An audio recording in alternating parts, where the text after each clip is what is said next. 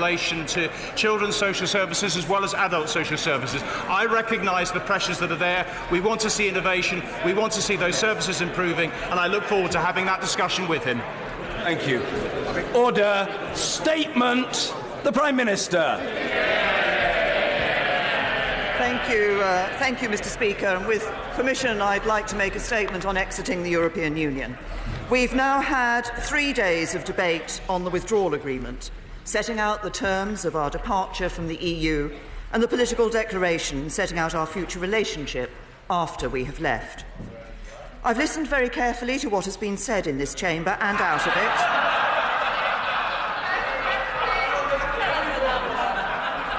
To what has been said in this chamber and out of it by members from all sides. From listening to those views, it is clear that while there is broad support for many of the key aspects of the deal, on one issue, the Northern Ireland backstop, there remains widespread and deep concern. As a result, if we went ahead and held the vote tomorrow, the deal would be rejected by a significant margin. We will therefore defer the vote scheduled for tomorrow and not proceed to divide the House at this time. I set out in my speech opening the debate last week the reasons why the backstop is a necessary guarantee to the people of Northern Ireland, and why, whatever future relationship you want, there is no deal available that does not include the backstop. Behind all those arguments are some inescapable facts. The fact that Northern Ireland shares a land border with another sovereign state. The fact that the hard-won peace that has been built in Northern Ireland over the last 2 decades has been built around a seamless border. And the fact that Brexit will create a wholly new situation. On the 30th of March, the Northern Ireland border will for the first time become the external frontier of the European Union's single market and customs union. The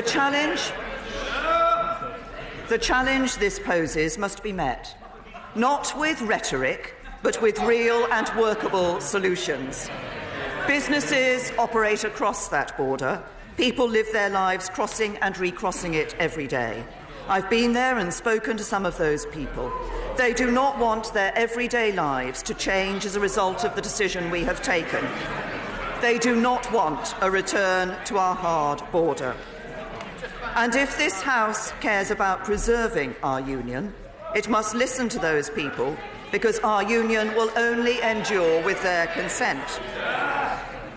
We had hoped that the changes we've secured to the backstop would reassure members that we could never be trapped in it indefinitely. I hope the House will forgive me if I take a moment to remind it of those changes. The customs element of the backstop is now UK-wide. It no longer splits our country into 2 customs territories. This also means that the backstop is now an uncomfortable arrangement for the EU, so they won't want it to come into use or persist for long if it does. Both sides are now legally committed to using best endeavours to have our new relationship in place before the end of the implementation period, ensuring the backstop is never used. If our new relationship isn't ready, we can now choose to extend the implementation period, further reducing the likelihood of the backstop coming into use. If the backstop ever does come into use, we now don't have to get the new relationship in place to get out of it. Alternative arrangements that make use of technology could be put in place instead. The treaty is now clear that the backstop can only ever be temporary, and there is now a termination clause. But I am clear, from what I have heard in this place and from my own conversations, that these elements do not offer a sufficient number of colleagues the reassurance that they need. I spoke to a number of EU leaders over the weekend, and in advance of the European Council, I will go to see my counterparts in other member states and the leadership of the Council and the Commission. I will discuss with them the clear concerns that this House has expressed. We are also looking closely at new ways of empowering the House of Commons to ensure that any provision for a backstop has democratic legitimacy, and to enable the House to place its own obligations on the government to enable the House to place its own obligations on the government to ensure that the backstop cannot be in place indefinitely. Mr. Speaker, having spent the best part of 2 years poring over the detail of Brexit, listening to the public's ambitions and, yes, their fears too, and testing the limits of what the other side is prepared to accept, I'm in absolutely no doubt that this deal is the right one.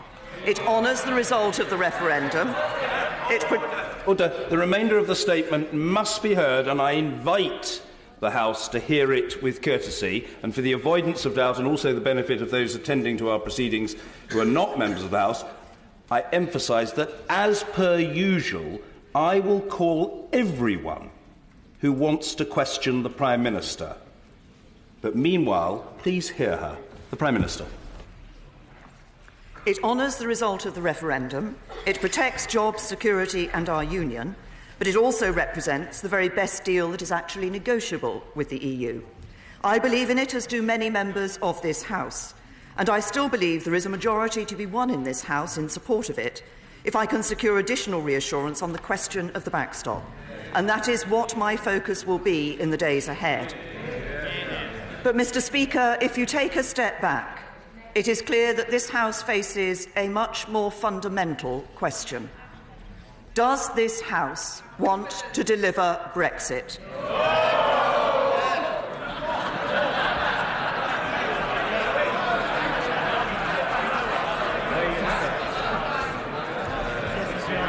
And a clear message from the SNP, but if the House does it want to do so through reaching an agreement with the EU? If the answer is yes, and I believe that is the answer of the majority of this House, then we all have to ask ourselves whether we're prepared to make a compromise, because there will be no enduring and successful Brexit without some compromise on both sides of the debate. Many of the most controversial aspects of this deal, including the backstop, are simply inescapable facts of having a negotiated Brexit. Those members who continue to disagree need to shoulder the responsibility of advocating an alternative solution that can be delivered, and do so without ducking its implications. So if you want a second referendum to overturn the result of the first, be honest that this risks dividing the country again.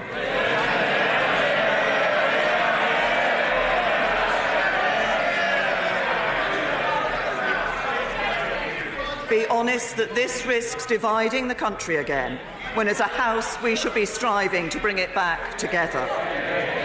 If you want to remain part of the single market and the customs union, be open that this would require free movement, rule-taking across the economy and ongoing financial contributions, none of which are, in my view, compatible with the result of the referendum. If you want to leave without a deal, be upfront that in the short term this would cause significant economic damage to parts of our country who can least afford to bear the burden. I do not believe that any of those courses of action command a majority in this House.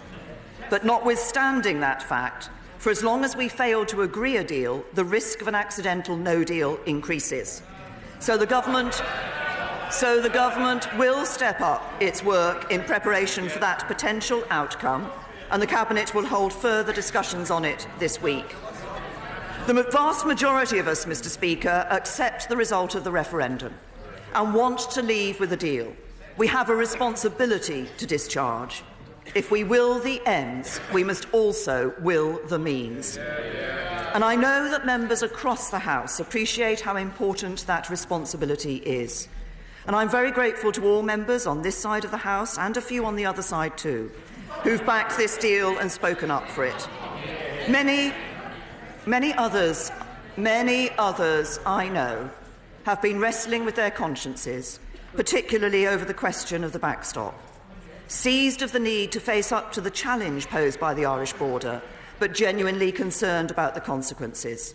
I have listened, I have heard those concerns, and I will now do everything I possibly can to secure further assurances.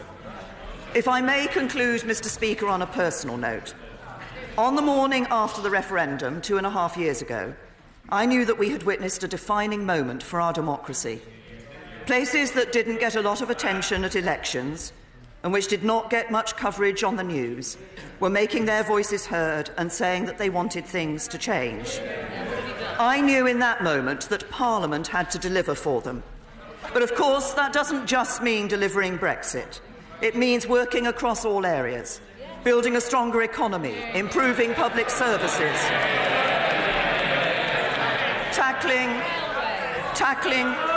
tackling social injustices, to make this a country that truly works for everyone. The Prime Minister must be heard. The Prime Minister.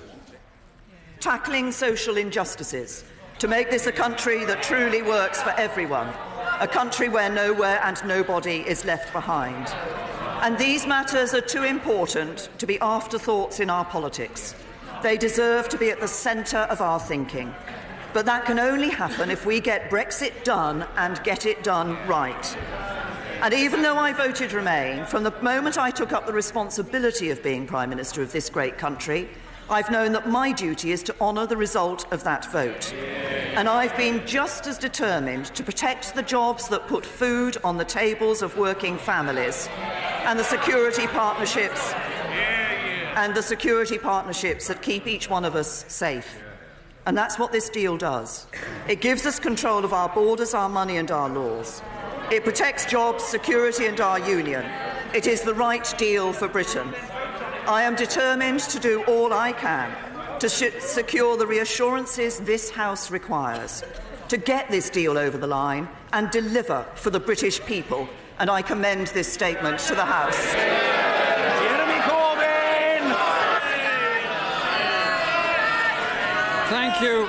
Thank you, Mr. Speaker, and I thank the Prime Minister for a copy of the statement before we met here this afternoon. We're in an extremely serious and unprecedented situation. The government has lost control of events and is in complete disarray. It's been evident for weeks that the Prime Minister's deal did not have the confidence of this House. Yet she ploughed on regardless, reiterating this is the only deal available.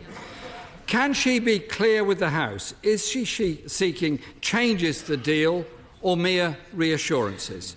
Does she therefore accept the statement from the European Commission at lunchtime saying that it was the only deal possible, we will not renegotiate, our position has not changed? Ireland's Taoiseach, Leo Varadkar, has said it is not possible to renegotiate the Irish border backstop, stating that it was the Prime Minister's own red lines that made the backstop necessary. Exactly. So can the Prime Minister be clear? Is she now ready to drop further red lines in order to make progress? Mr. Speaker, can the Prime Minister confirm that the deal presented to this House is not off the table but will be represented with a few assurances?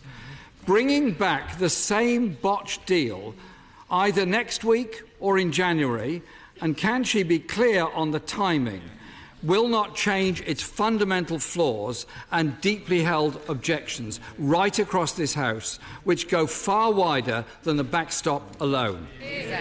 Mr. Speaker, this is a bad deal for Britain, a bad deal for our economy and a bad deal for our democracy. Our country deserves better than this. The deal damages our economy, and it isn't just the opposition saying that. The government's own analysis shows this deal would make us worse off. If the Prime Minister cannot be clear that she can and will renegotiate a deal, then she must make way.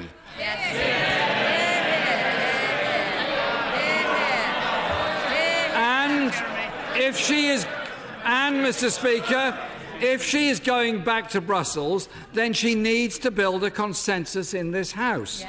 And since it appears business has changed for the next 2 days, then it seems not only possible but necessary that this House debates the negotiating mandate that the Prime Minister takes to Brussels. There is no point at all in this Prime Minister bringing back the same deal again, which clearly does not support is not supported by this House. Yep. Mr. Speaker, we've endured 2 years of shambolic negotiations, red lines which have been boldly announced, then cast aside. Yep. We're now on our third Brexit secretary, and it appears each one of them has been excluded from these vital negotiations. We were promised a precise and substantive document and got a vague 26-page wish list, and they become the first government ever in British history to be held in contempt of Parliament. The government is in disarray. Uncertainty is building for business.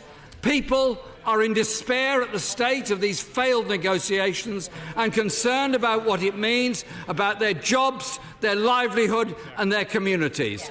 And the fault for that lies solely at the door of this shambolic government.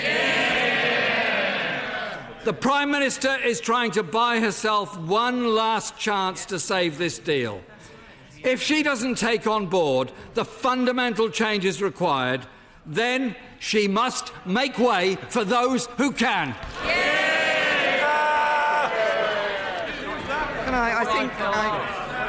I hope I can respond fairly briefly to the Right Honourable Gentleman. The Right Honourable Gentleman appeared to argue, on one hand, that it wasn't possible to change the deal because the EU had said this was the only deal, and on the other hand, that the only thing he would accept was the deal being renegotiated.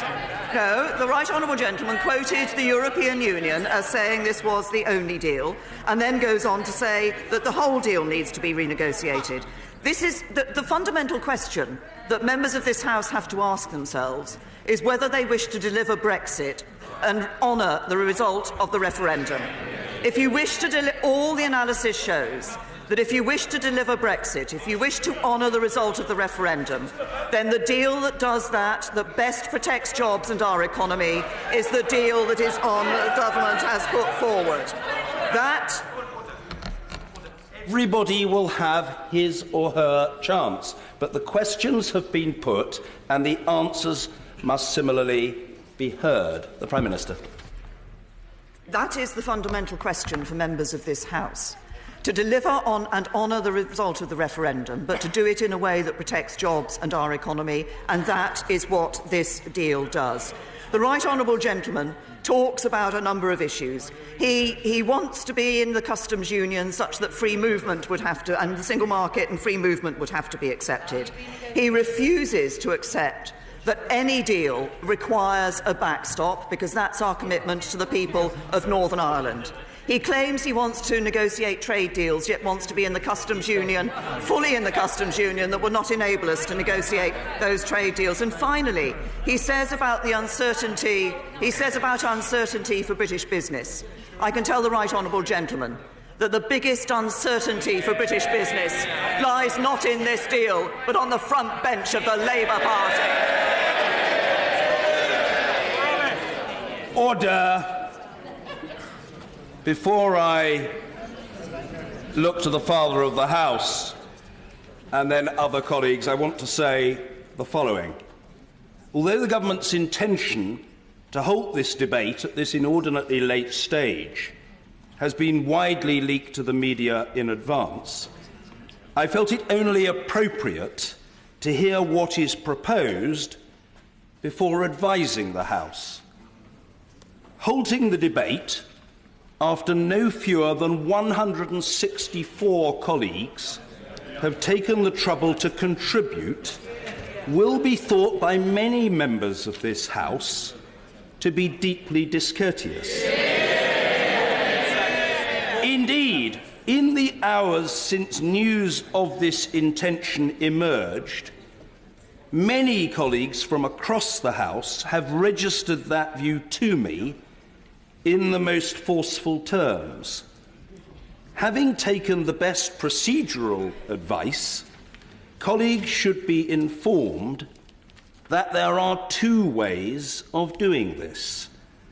The first, and in democratic terms the infinitely preferable way, is for a minister to move at the outset of the debate that the debate be adjourned. This will give the House the opportunity to express its view in a vote whether or not it wishes the debate to be brought to a premature and inconclusive end. I can reassure ministers that I would be happy to accept such a motion so that the House can decide. The alternative is for the government unilaterally to decline to move today's business, which means that the House is not only deprived of its opportunity to vote upon the substance of the debate tomorrow, but also that it is given no chance to express its view today on whether the debate should or should not be allowed to continue. I politely suggest that in any courteous, respectful and mature environment, allowing the House to have a say, its say, on this matter would be the right and, dare I say it, the obvious course to take. Let us see if those who have assured this House and the public over and over and over again that this supremely important vote is going to take place tomorrow without fail wish to rise to the occasion. Mr. Kenneth Clarke. Mr. Speaker, on the question of Europe, this House is not just divided into parties, it's divided into factions. And it becomes clear that at the moment there is no predictable majority for any single course of action going forward. Would my right honourable friend, the Prime Minister, agree that no other governments are going to start negotiations with us on any new arrangement, whilst the British continue to explore what exactly it is they can get a parliamentary majority to agree to? Furthermore, we are strictly bound, quite rightly, to the Good Friday Agreement and the issue of a permanently open border in Ireland. So does she agree that it's particularly folly for a large faction in this House to continue for an argument that we should insist to the other governments that the British will have a unilateral right to declare an end to that open border at a time of their choosing, which is why the backstop remains inevitable? Can I say to my right honourable and learned friend that I certainly agree. I think none of the alternative arrangements that have been floated and suggested in this House actually would command a majority of this House. But he's also right that we retain our absolute commitment to the Belfast Good Friday Agreement and to the commitments with it that the United Kingdom government made within that agreement, and any agreement which was being negotiated with the European Union, be that either of the other two options that are normally quoted, the Norway option of some form or the Canada option of some form, would require negotiation, could risk the possibility of there being a period of time when that relationship was not in place, and therefore would indeed require a backstop. Kirsty Blackman. I'd like to thank the Prime Minister for advance sight of the statement, and thank you, Mr. Speaker, for the benefit of your words in relation to how this could proceed. The events of the past few hours have highlighted that this is a government in a total state of collapse. The Prime Minister has been forced to pull tomorrow's vote in a stunning display of pathetic cowardice. The vote tomorrow night would have shown the will of this House, but this government is focused on saving the Prime Minister's job and her party, instead of doing what is right for these countries. She is abdicating her responsibility. Her deal will make people poorer. It will lead to years of further uncertainty and difficult negotiation, with no guarantee that a trade deal can even be struck. It does not have the support of her backbenches. Indeed, no support from the majority of benches across this place. No support from the Scottish Parliament. and no support from the Welsh Assembly. Hear, hear. Why has it taken the Prime Minister this long to face up to reality? Her deal was dead in the water long before this morning. Hear, hear. Last week, it was this deal or no deal. She now needs to be clear with this House about what has changed. Mr. Speaker, Scotland voted overwhelmingly to remain in the EU. But yet again, our views are being ignored, as they have been throughout this disastrous and incompetent Brexit process. Back in 2014, Scotland was promised the strength and security of the UK, but the reality has been Westminster collapse and chaos. Hear, hear. We were promised an equal partnership, but we've been treated with contempt. Mr. Speaker, the Prime Minister has lost the confidence of her own benches, and she's failed to convince this House of her plan for exiting the EU. We simply cannot go on like this. It's clear that the Prime Minister is incapable of taking decisions about the future, and that Downing Street cannot negotiate anymore, either with the EU or with the Tory backbenches. What she is really scared of is allowing this House to determine the way forward, and allowing the public the opportunity to remain in the EU. She knows she's lost, but she's still wasting precious time. Mr. Speaker, we need the Prime Minister to be clear about when the House will vote on this deal. This government and the Prime Minister have failed. It's time they got out of the way. Prime Minister, members across this House don't want your deal. The EU don't want to renegotiate. Isn't the only way to break this deadlock to put it to the people? The honourable lady asked what I have been doing. Actually, what I have been doing is listening to members of this House who have identified a very specific concern with the deal with the deal that was negotiated. As I said, we had negotiated within that deal a number of aspects to address the issue around the permanence or otherwise of the backstop. Those I had hoped would actually give sufficient confidence to members of this House. It has proved in discussions that they have not, and therefore we are going to work to get those further reassurances that I want to ensure with other members of the House. If the Shadow Foreign Secretary would just have a little patience. The date of the vote was one of the questions that was asked by the Scottish Nationalist Party, and I'm going to come to address that matter. The responsibility of this government is to deliver on the result of the referendum and do so in a way that is good for the whole of the United Kingdom, and that is what this deal does. We are deferring the vote, and I will be going to seek those assurances. Obviously, there is two parties in relation to this, the United Kingdom and the EU, so we will be holding those discussions. Members will know that there is in legislation, there is the issue of the 21st of January date, which is in legislation in this. The Shadow Foreign Secretary shouts 21st of January as if it's the first time she's heard of it. I suspect she actually voted for it when it went through this House, but there we are. But the key point of the Honourable Lady's remarks was that this should go back to another vote of the public. I have said, and she will not hear me say anything different from what I've said previously. I believe it is important. It is important to honour the result of the referendum. I believe it is a matter of the duty of members of this House to honour that referendum result, and I believe also it is a matter of faith in politicians that those many people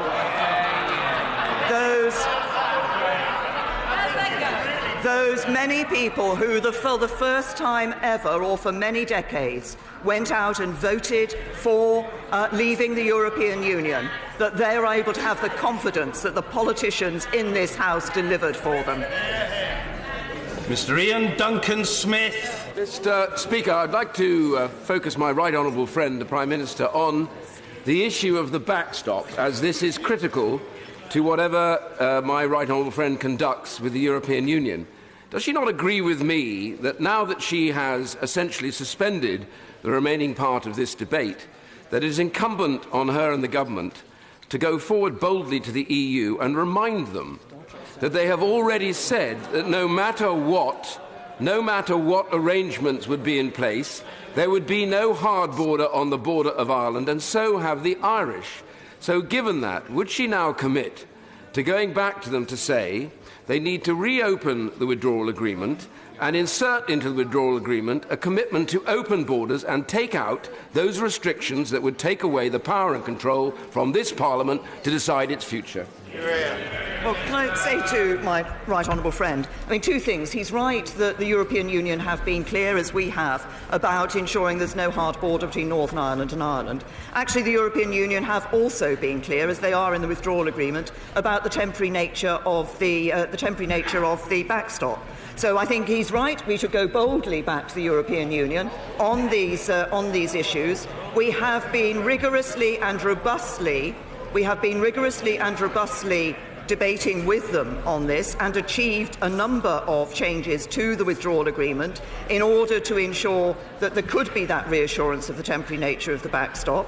But it is now for me and for this government to go back to Europe and to make the point that those assurances have not been sufficient for members of this House. Nothing should be off the table, but everybody should be very clear that there are, in calling for a reopening of the withdrawal agreement, that there are issues that would then be put back on the table, including the Northern Ireland-only customs territory. Sir Vincent Cable.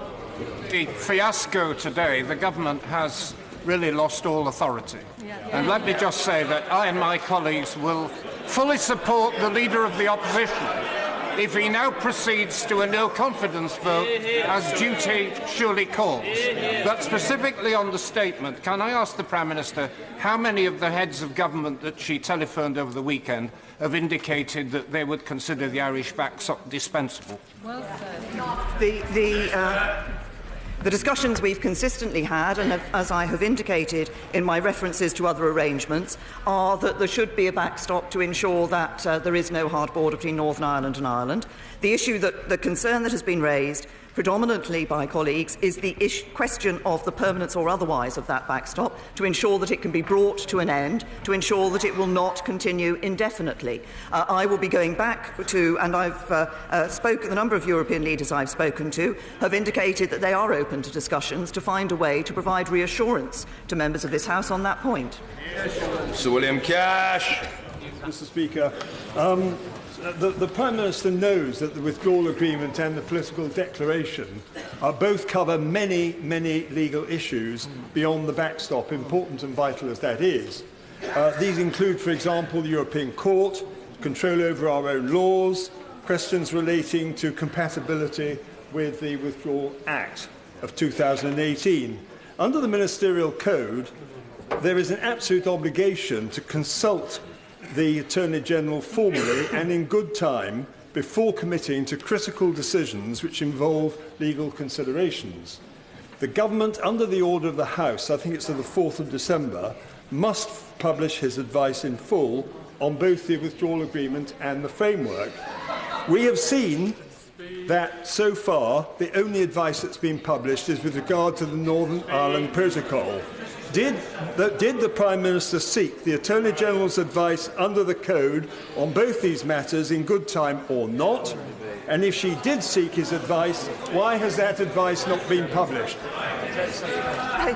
To my honourable friend, he has been asking me variations of this question in, I think, each of the statements that I've done recently. And I am very clear that the government undertakes its responsibilities in relation to the seeking of legal advice entirely, properly and appropriately. And, of course, the government published a full legal position on the withdrawal agreement, a position in more detail than I think governments have previously published on any such occasion or in any similar event. And not only that, but the Attorney-General, of course, came to this House, made a statement and took many questions from members on these issues. Mr. Nigel Dodds.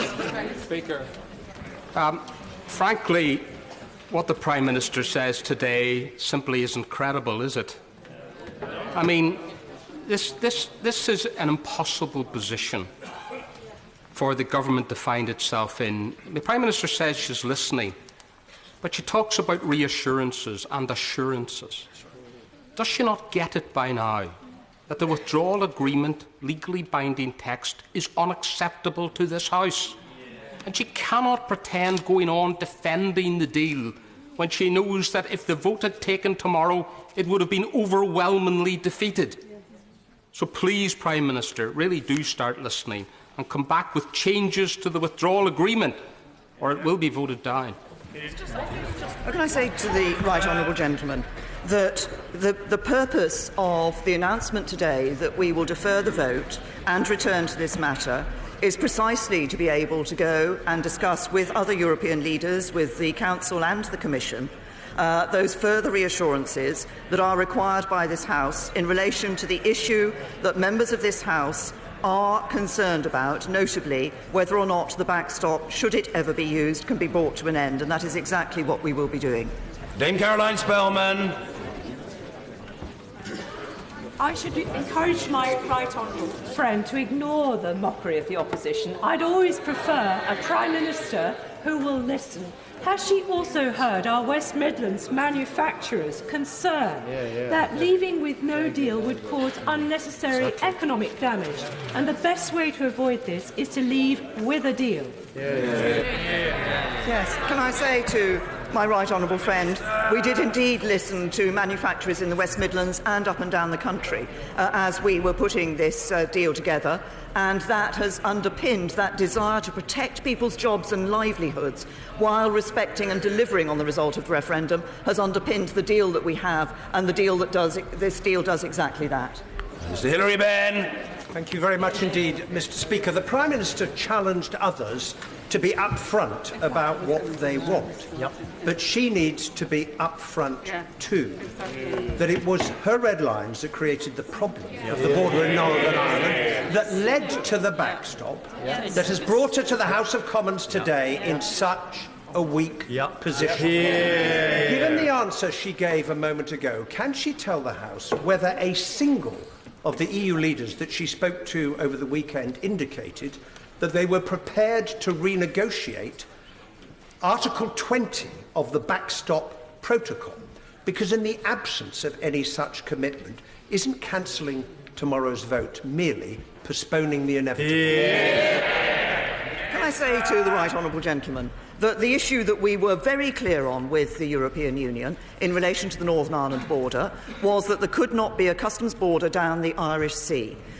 In February, their proposals were that exactly that should happen.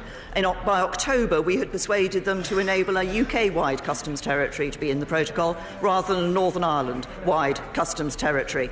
That was the key issue in relation to the border that we had set as something that was unacceptable to the United Kingdom, and we negotiated that out of the proposal. Dominic Grieve. Thank you, Mr. Speaker.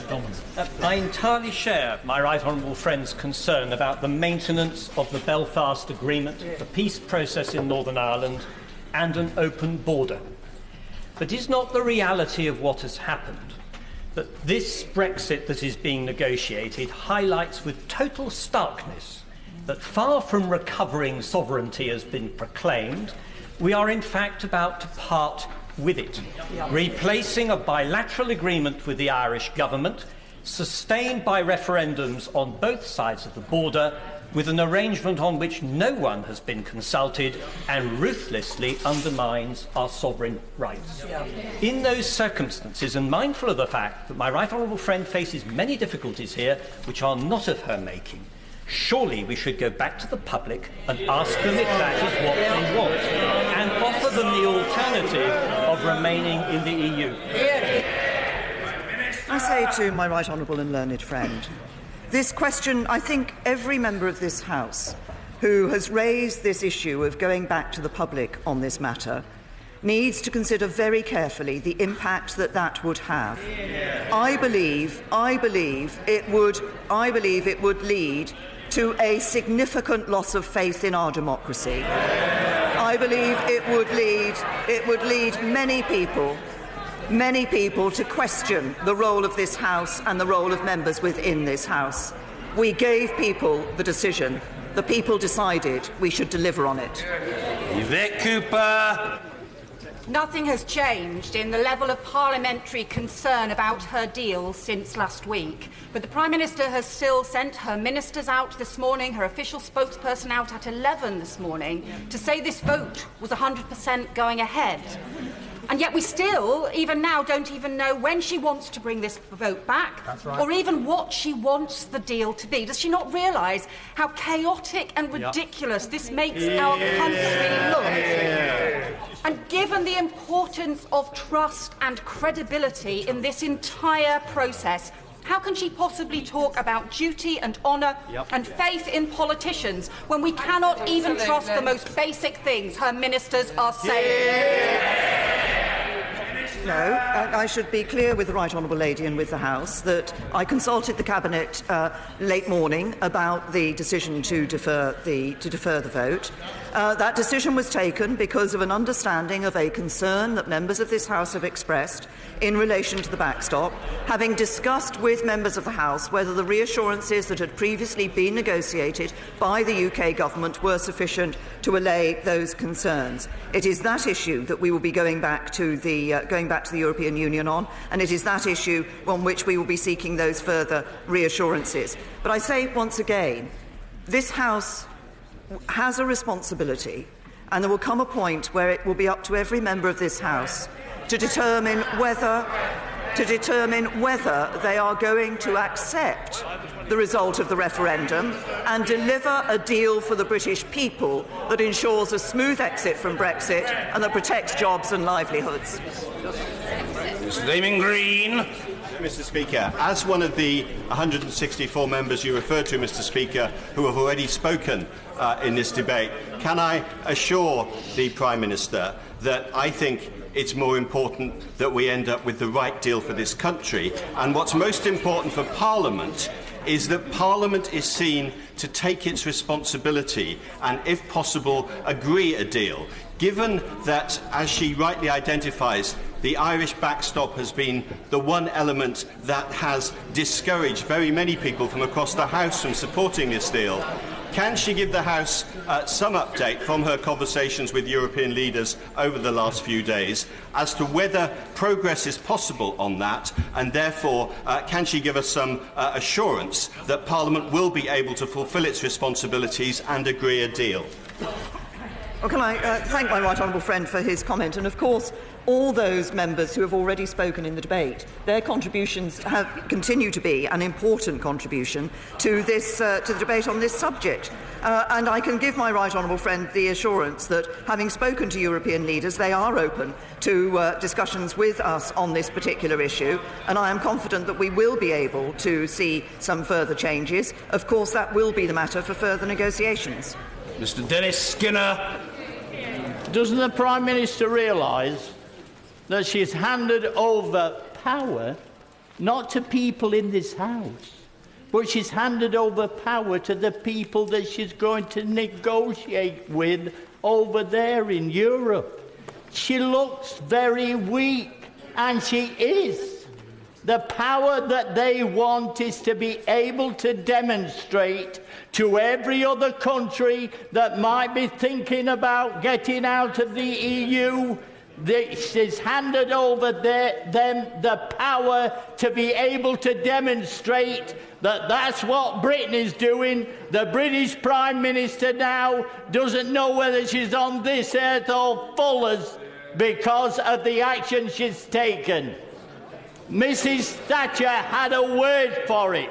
What she's done today, F-R-I-T,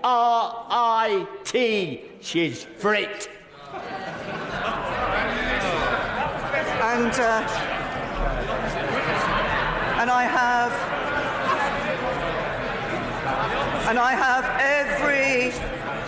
have every confidence that if I had not listened to members of this House, the honourable gentleman would have stood up and said that I was incapable of listening to members of this House and complained about that. Davis! Control of the timing of the backstop by the European Union hands enormous amounts of negotiating power to the other side in this negotiation. Without change, it jeopardises the control of our money, our borders, our regulatory independence, and yes, our constitution too. So it must be time-limited under our control, and that must be legally enforceable. Is that what she is seeking? Can I say to my right honourable friend that the issue of the length of time that the backstop could or should be in place if it is ever used, and once again, it is the intention of neither side that it be used, is a matter which is already addressed in the withdrawal agreement. But people here are concerned at the extent to which they can trust that those assurances within the withdrawal agreement, and that is why it is important to go back and to get those further reassurances. Caroline Lucas. Thank you, Mr. Speaker. The Prime Minister has changed her mind about the vote, and she's changed her mind about whether or not the backstop can be amended. So if she can change her mind, why won't she just check whether the British people have changed their minds since they voted 2 years ago? Can I say to the Honourable Lady, does she honestly think that if we were to have a further referendum and it came out with a different result, people wouldn't then say we should have a third referendum to find out exactly what the result was? This is not, and I say to the Honourable Lady, I also wonder whether if we had a second referendum and it came out with the same result, she would still be asking for a third referendum about this. This Parliament gave people the choice. The people decided, they voted, we should deliver on it. Dame Cheryl Gillen. Mr. Speaker, far from being fripped, I think this Prime Minister has great courage in coming back to face this House, delay the vote in efforts to get the best possible deal for this country. And quite frankly, people that voted in the referendum did so sometimes for the first time. And they decided to accept the result, no matter on which side they voted. Surely we should not be letting them down, because they will see little point in exercising their vote again if the result is not honoured and we call a second referendum. Can I say to my right honourable friend, I think she is absolutely right. I think those people, many of whom voted for the first time at all or for the first time in decades when they voted in the referendum in 2016, will indeed question that, why should we vote in future if this Parliament does not deliver on that vote? And as my right honourable friend says, people across the country, whether they voted Leave or Remain, are saying this was the result, let's just get on with it, let's deliver it. Leslie. In the light of this morning's European Court judgment pursued by the Honourable Members for Edinburgh South West, Carshalton and Wallington, and myself, which clarified that all options are available for our country, can I make the Prime Minister a sincere offer in the hope that she will at least keep her options open? If she takes her Brexit proposal back to the British public for a final say, and also allows the public the chance to stay in the European Union, she can be assured of significant support from many on these benches.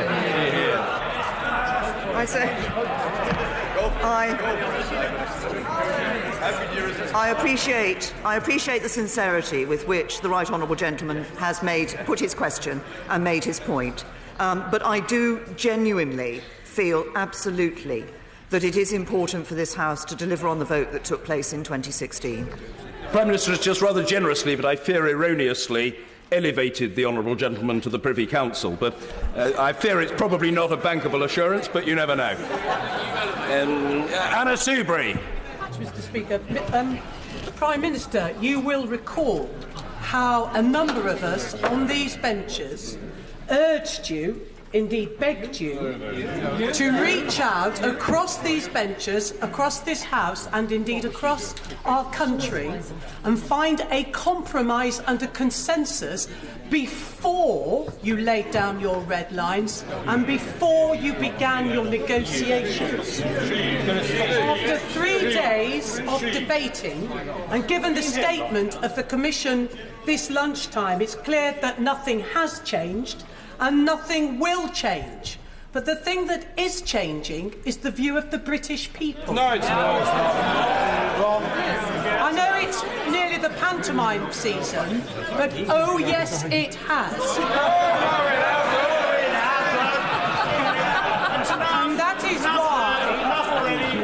And that is why honourable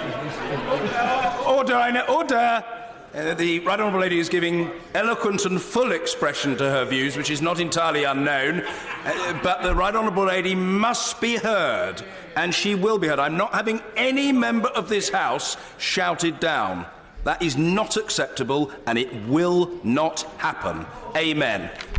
Anna Soubry. That is why, Mr. Speaker, the Honourable Member for Sunderland and the Honourable Member for Redcar, two of the highest voting Leave areas, are now supporting a people's vote, and rightly so, because their constituents are entitled to change their mind, and young people are entitled to have a say about their future, because at the end of the day, they will bear the burden of Brexit. I would urge the Prime Minister, we have found an impasse in this House. It's time now to take this back to the people and have a people's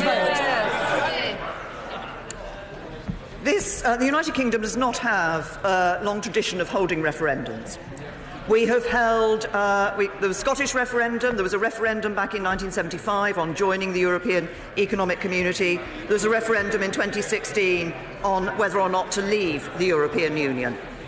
In all of those votes, the government has taken a very clear view that the result of those referenda should be respected.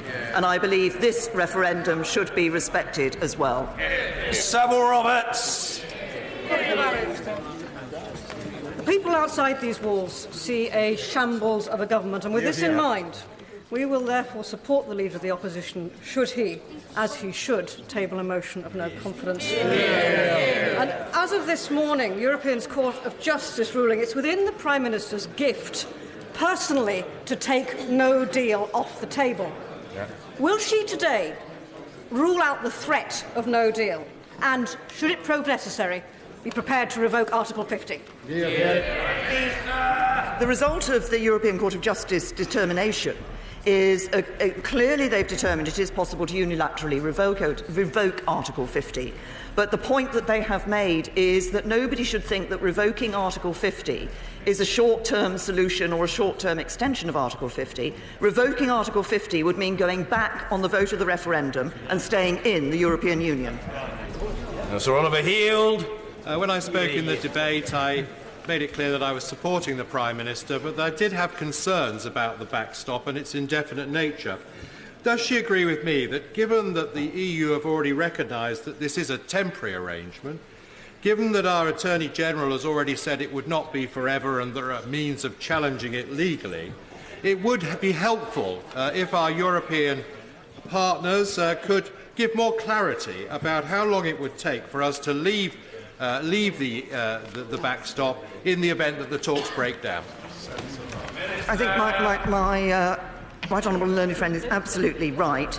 The European Union has already indicated that the backstop is temporary in its nature, and therefore I think it's entirely reasonable to ask them to give that further clarification about that temporary aspect of the backstop and the ability to bring the backstop to an end. Speaker, in my 27 years in this House, I have rarely seen a government in such a farrago of chaos as the Prime Minister has caused with her negotiations. Last week, she said, and I quote, "I caution honourable members that not only has the EU made it clear that the withdrawal agreement cannot be reopened, we have agreed the deal and the deal is there." She's now abandoned the vote and has come back to this House telling us that somehow the unopenable deal is open again, or she's seeking assurances that won't be worth the paper they're written on because she's done her legal deal already. Why on earth doesn't she just abandon this dancing on the head of a pin and let us vote on this appalling deal? We have negotiated a deal in its two parts with the European Union of the withdrawal agreement and the political declaration on our future relationship. There is one aspect of that withdrawal agreement which has raised particular concerns. That aspect of the withdrawal agreement is already dealt with in the withdrawal agreement through various assurances about the temporary nature of the backstop. Those assurances have in discussions with colleagues, it's clear those assurances are not sufficient, and we therefore go back to seek further reassurance on the nature of that temporary aspect of the backstop. John Redwood. Many people think that signing away large sums of money would badly undermine our negotiating position on the Irish backstop and the future partnership. So will she reassert with the House of Lords findings, we do not owe this money and nothing is agreed until everything is agreed? Can I say to my right honourable friend, I know this is a point that he has pressed before, and I recognise that the House of Lords came out with an opinion in relation to this, but indeed there are other legal opinions in relation to the application of various aspects of international law on the treaty, which says that indeed we do have legal obligations in financial terms, and I believe that as a country we should meet those obligations. Joanna Cherry. Mr. Speaker. The Prime Minister has said that she doesn't want a second vote because it risks dividing the country again. But can I remind her that the United Kingdom is not a country, it's a union of 4 nations. And already that union is divided because 2 out of those 4 nations voted to remain.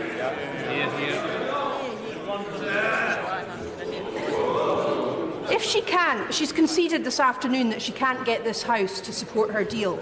So if she really believes in the deal, why won't she have the courage of her convictions and put that deal to the 4 nations of the UK and give them a choice between her deal or remaining in the European Union, as the Court of Justice has said this morning is possible? Why not put it back to the people, Prime Minister?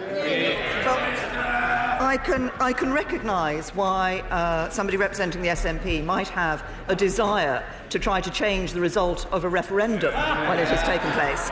But I would say to the Honourable Lady, that I have answered the question in relation to going back to the people on a number of occasions this afternoon, and on other occasions I have not been lax in coming to this House and standing up in this chamber and answering questions on this matter. And can I also just point out to the Honourable Lady, we entered the European Economic Community as one United Kingdom, and we will be leaving as one United Kingdom. Sir Patrick McLaughlin. Can I say to my right honourable friend, I think leaving without a deal will be incredibly bad news for this country, not least the manufacturing businesses across the Midlands. Can she confirm that the only way that happens is if people refuse the deal which is on offer? We do leave on the 29th of March. Yeah, I hope so. Right honourable friend is absolutely right. The only way to ensure that there is no deal is to have a deal. And the deal on the table is a good deal for the UK, and we will be leaving on the 29th of March next year. Mr. Speaker, the Prime Minister has said that she's going back for more reassurances on the backstop. Does she accept that those reassurances, no matter how strong, will not be legal? And would she not think that she would be better able to negotiate if the EU knew that this House had overwhelmingly voted against the deal? Yeah. I think the fact that I have indicated that it is necessary to go back has sent a clear message to the European Union about the importance of engaging on this particular issue and ensuring that there are the level of assurance that is required by members of this House, that is sufficient for members of this House to believe that they can have the confidence that the backstop is not indefinite. It's that potential indefinite nature of the backstop, should it come into place, that has been raising concerns about members of this House, and I believe it is that we should be addressing particularly. Ben Patterson. On the 7th of March, President Tusk offered the UK a wide-ranging free trade agreement which founded on the issue of the Northern Ireland border. It's therefore exasperating, Mr. Speaker, today that the Prime Minister is still talking about the backstop as the only solution to this border. She's heard from the Right Honourable Member for Belfast North. This is a breach of the Belfast Agreement Principle of Consent. It's even a breach of the Articles of the Act of Union 1801. Since then, she has met international customs experts. She's met a Nobel Prize winner, Right Honourable Lord Trimble. She knows that existing techniques and existing custom procedures can continue to deliver a seamless border. Will she please, at this late stage, put the backstop and all its horrors behind her, go back to the European Union and take up the offer made by President Tusk using these modern, seamless customs techniques? Can I perhaps just say to my right honourable friend that the offer that the European Union put to the United Kingdom was for a Canada-style free trade agreement for Great Britain, because in order to deal with the seamless border between Northern Ireland and Ireland, they wanted to separate Northern Ireland away from the customs territory of Great Britain and therefore not have a single UK customs territory. And in relation to the technical issues, the technical solutions that my right honourable friend refers to, yes indeed, and we have continued to engage with those who put these forward. The question is not just about no physical infrastructure on the border.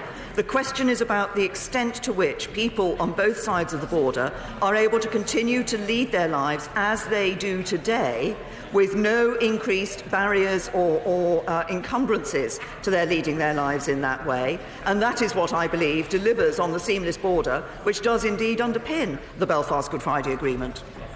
Ben Bradshaw. She said in her statement that this is the best deal and the only deal, and it is time for all of us in this place to face up to our responsibilities.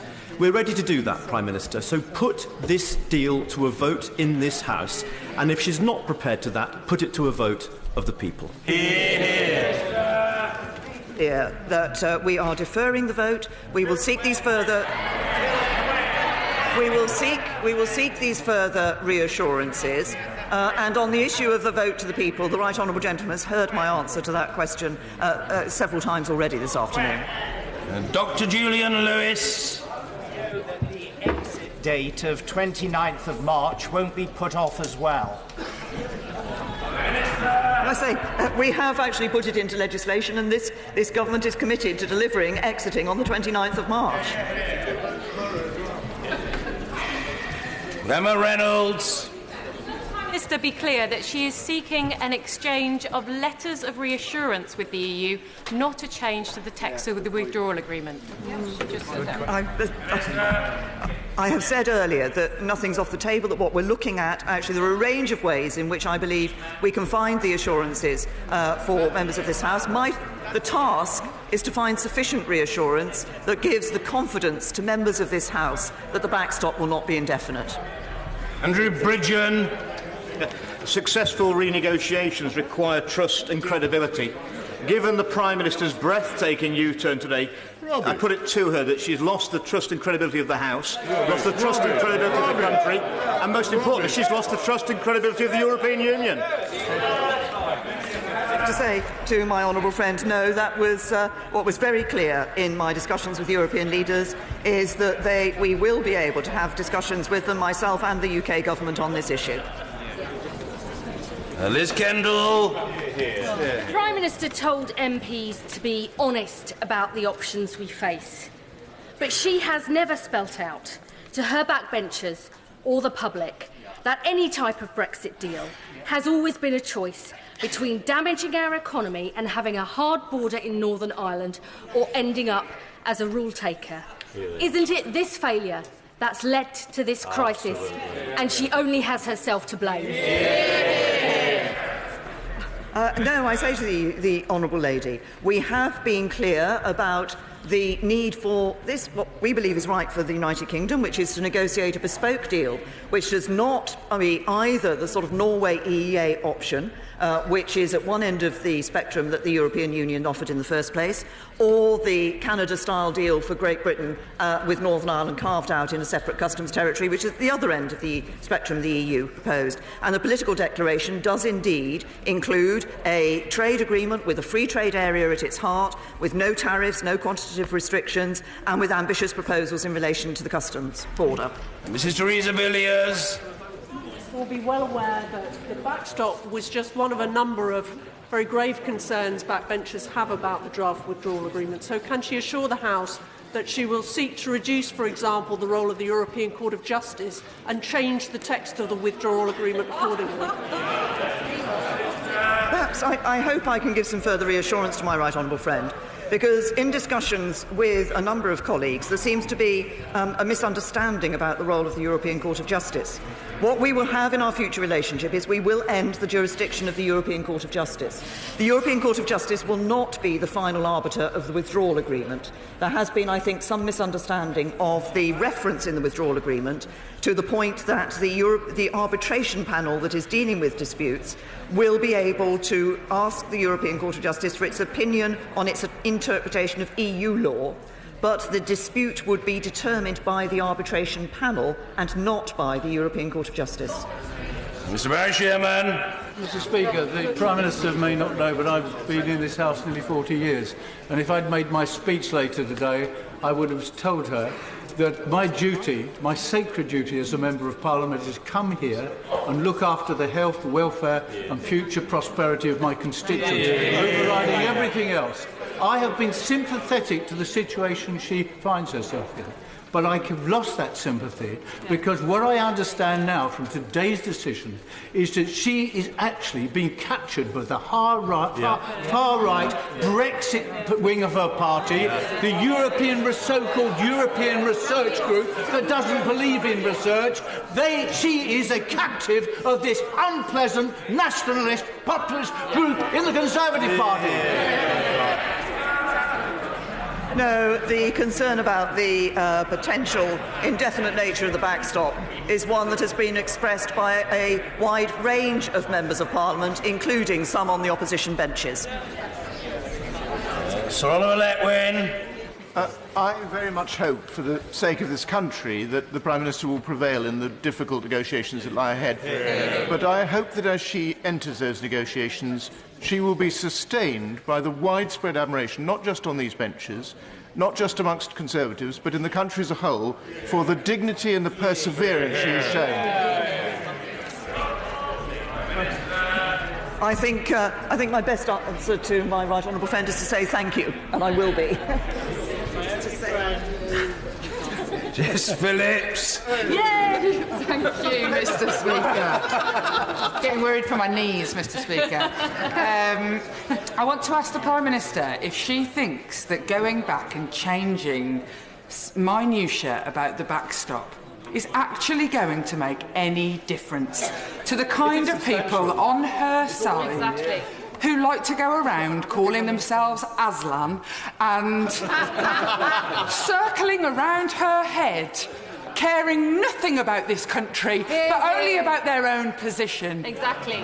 This backstop rejig, can kicking, is going to make absolutely no difference to those people. And they know it.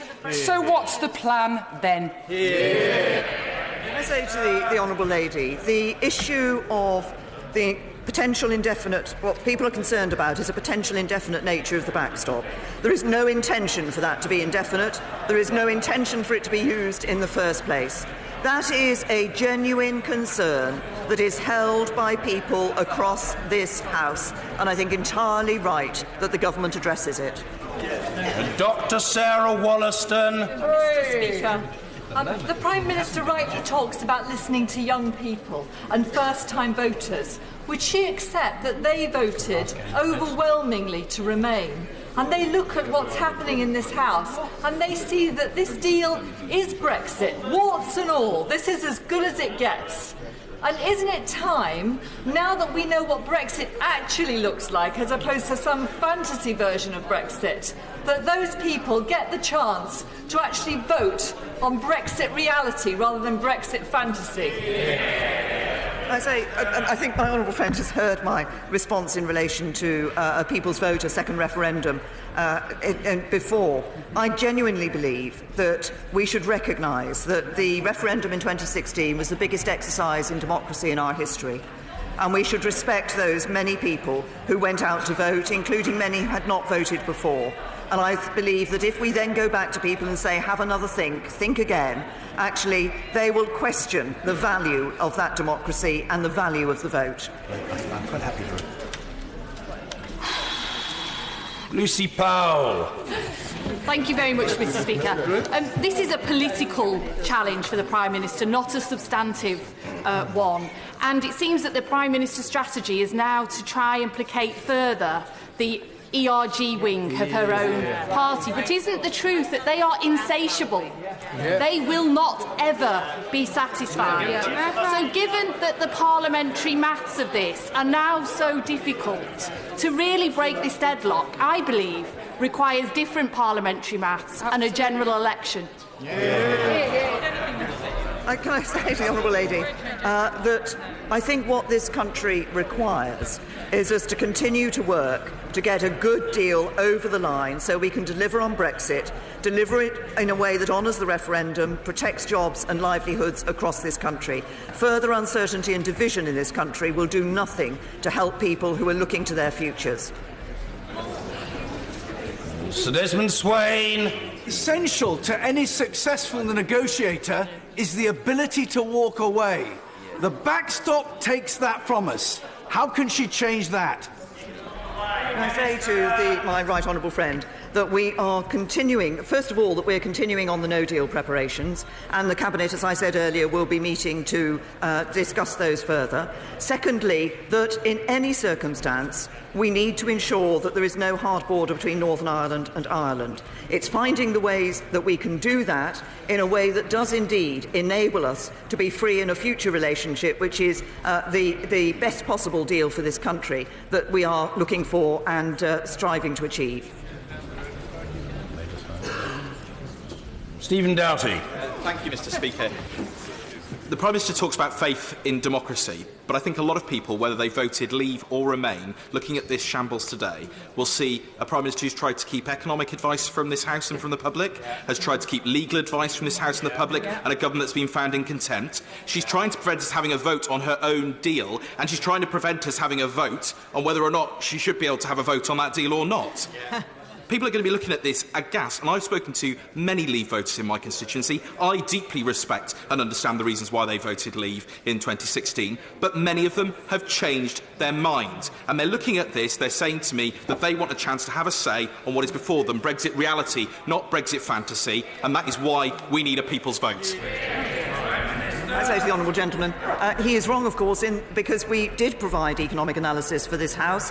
We published economic analysis, we published the legal position in relation to the withdrawal agreement and the political declaration that has been available for members of this House. And he talks about the vote as if there is no vote in the future. Of course, we are deferring the vote while we have these further discussions with the EU.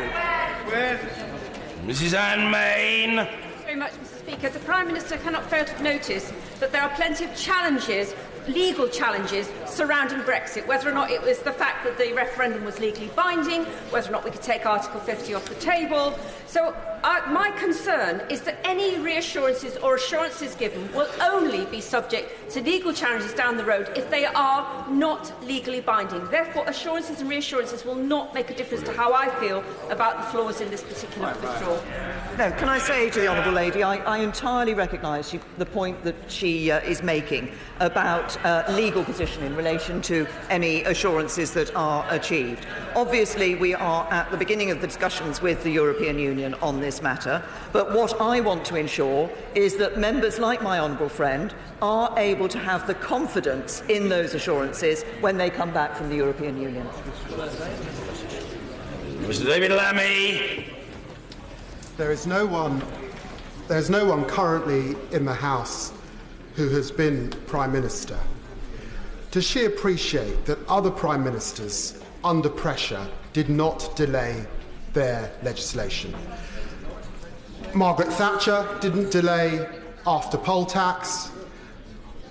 Tony Blair didn't delay the Iraq War decision. John Major didn't delay Maastricht.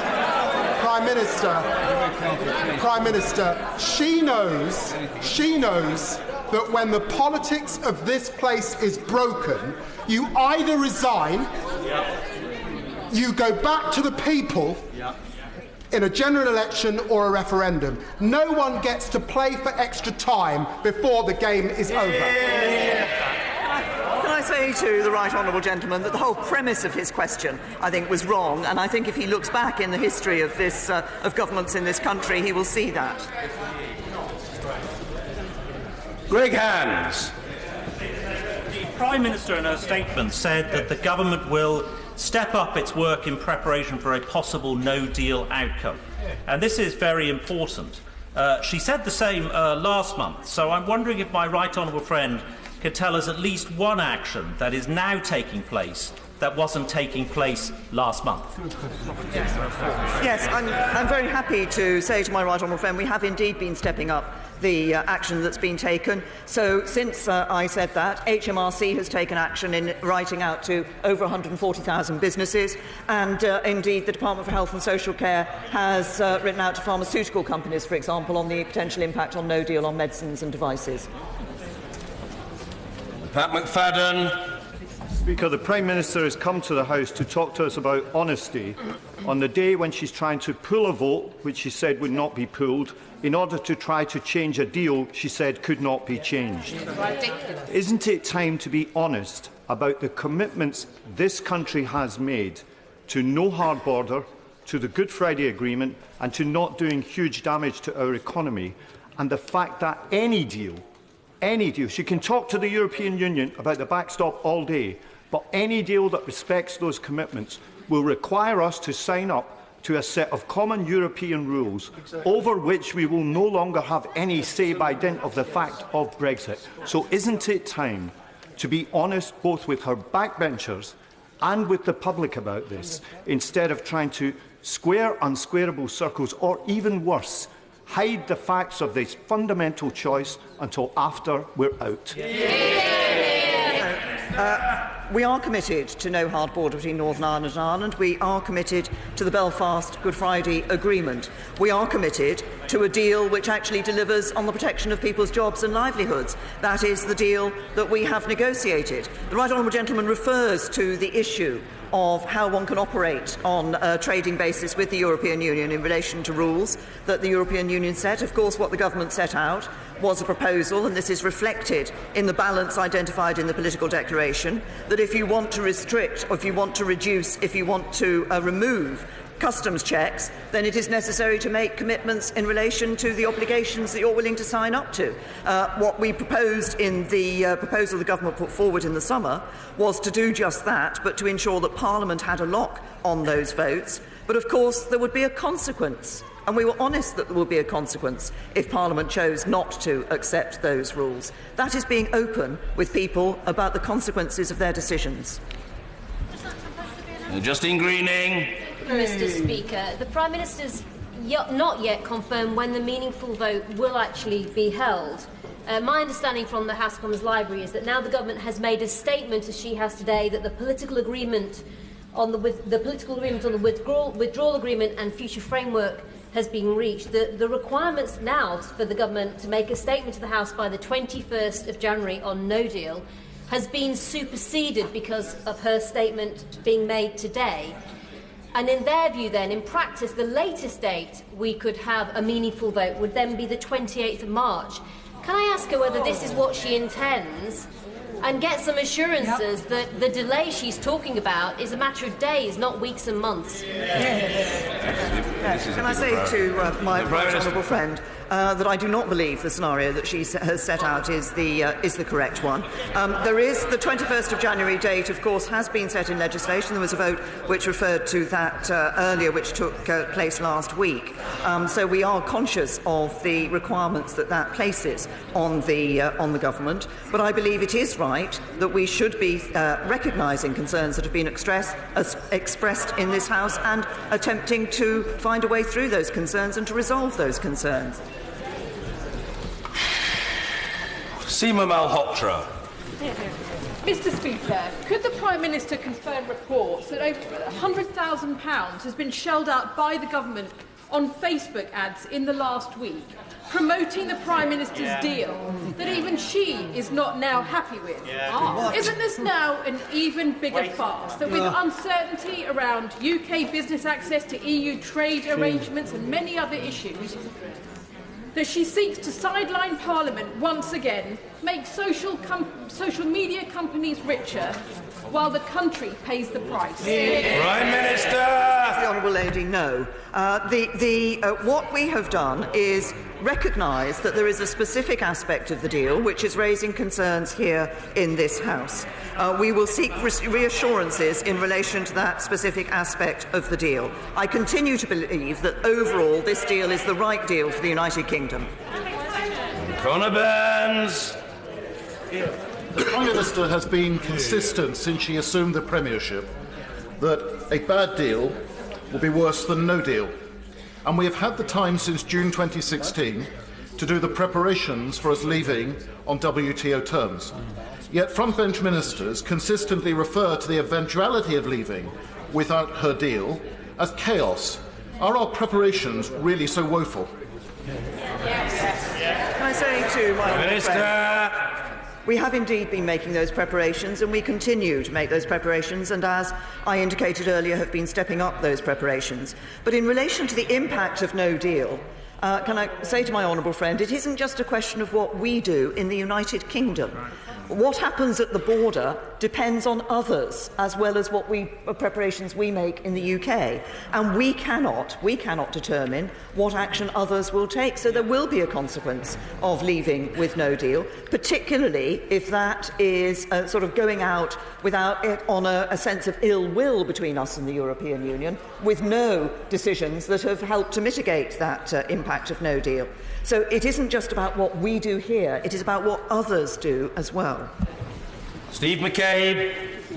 If the only thing the Prime Minister has heard is that a few tweaks to the backstop arrangement will do the trick, isn't it obvious that once again she's just not listening hard enough? Prime Minister! As I've said earlier, I recognise that the issue that has been raised about the backstop is a genuine concern for many members across this House. That is why I believe it's right that we address it. Crispin Blunt.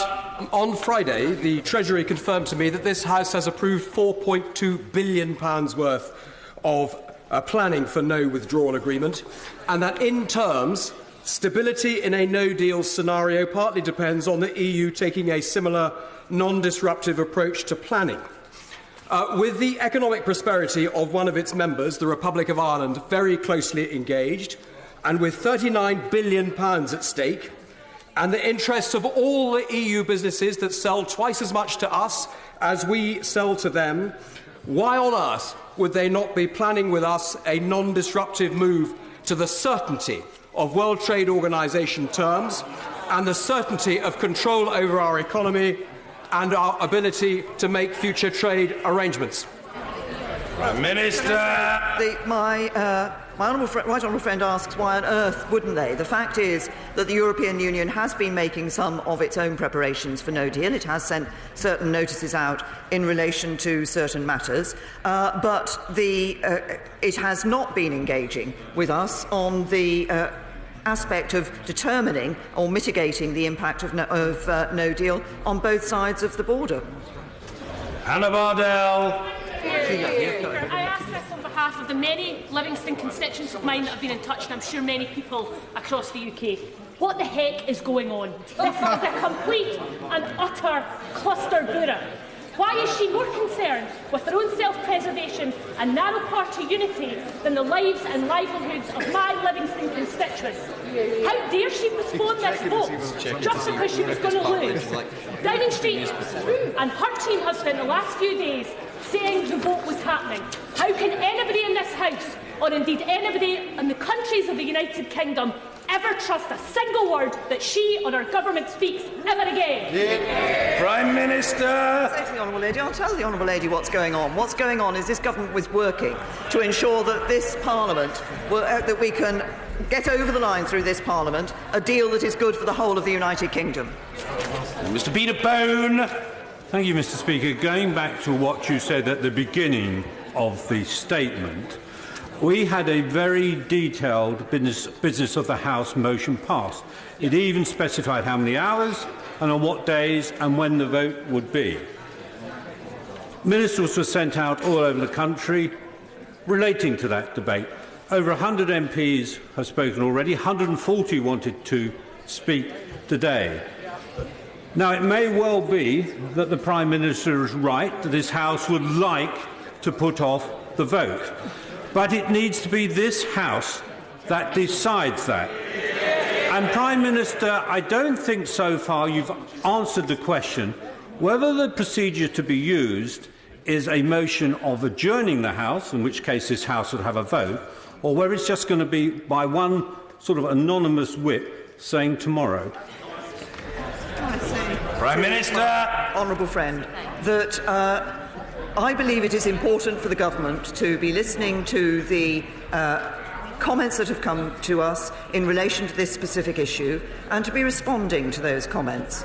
If we want to ensure that we get a deal over the line that is good for the British people, then I believe that is absolutely the responsible approach for this government to take.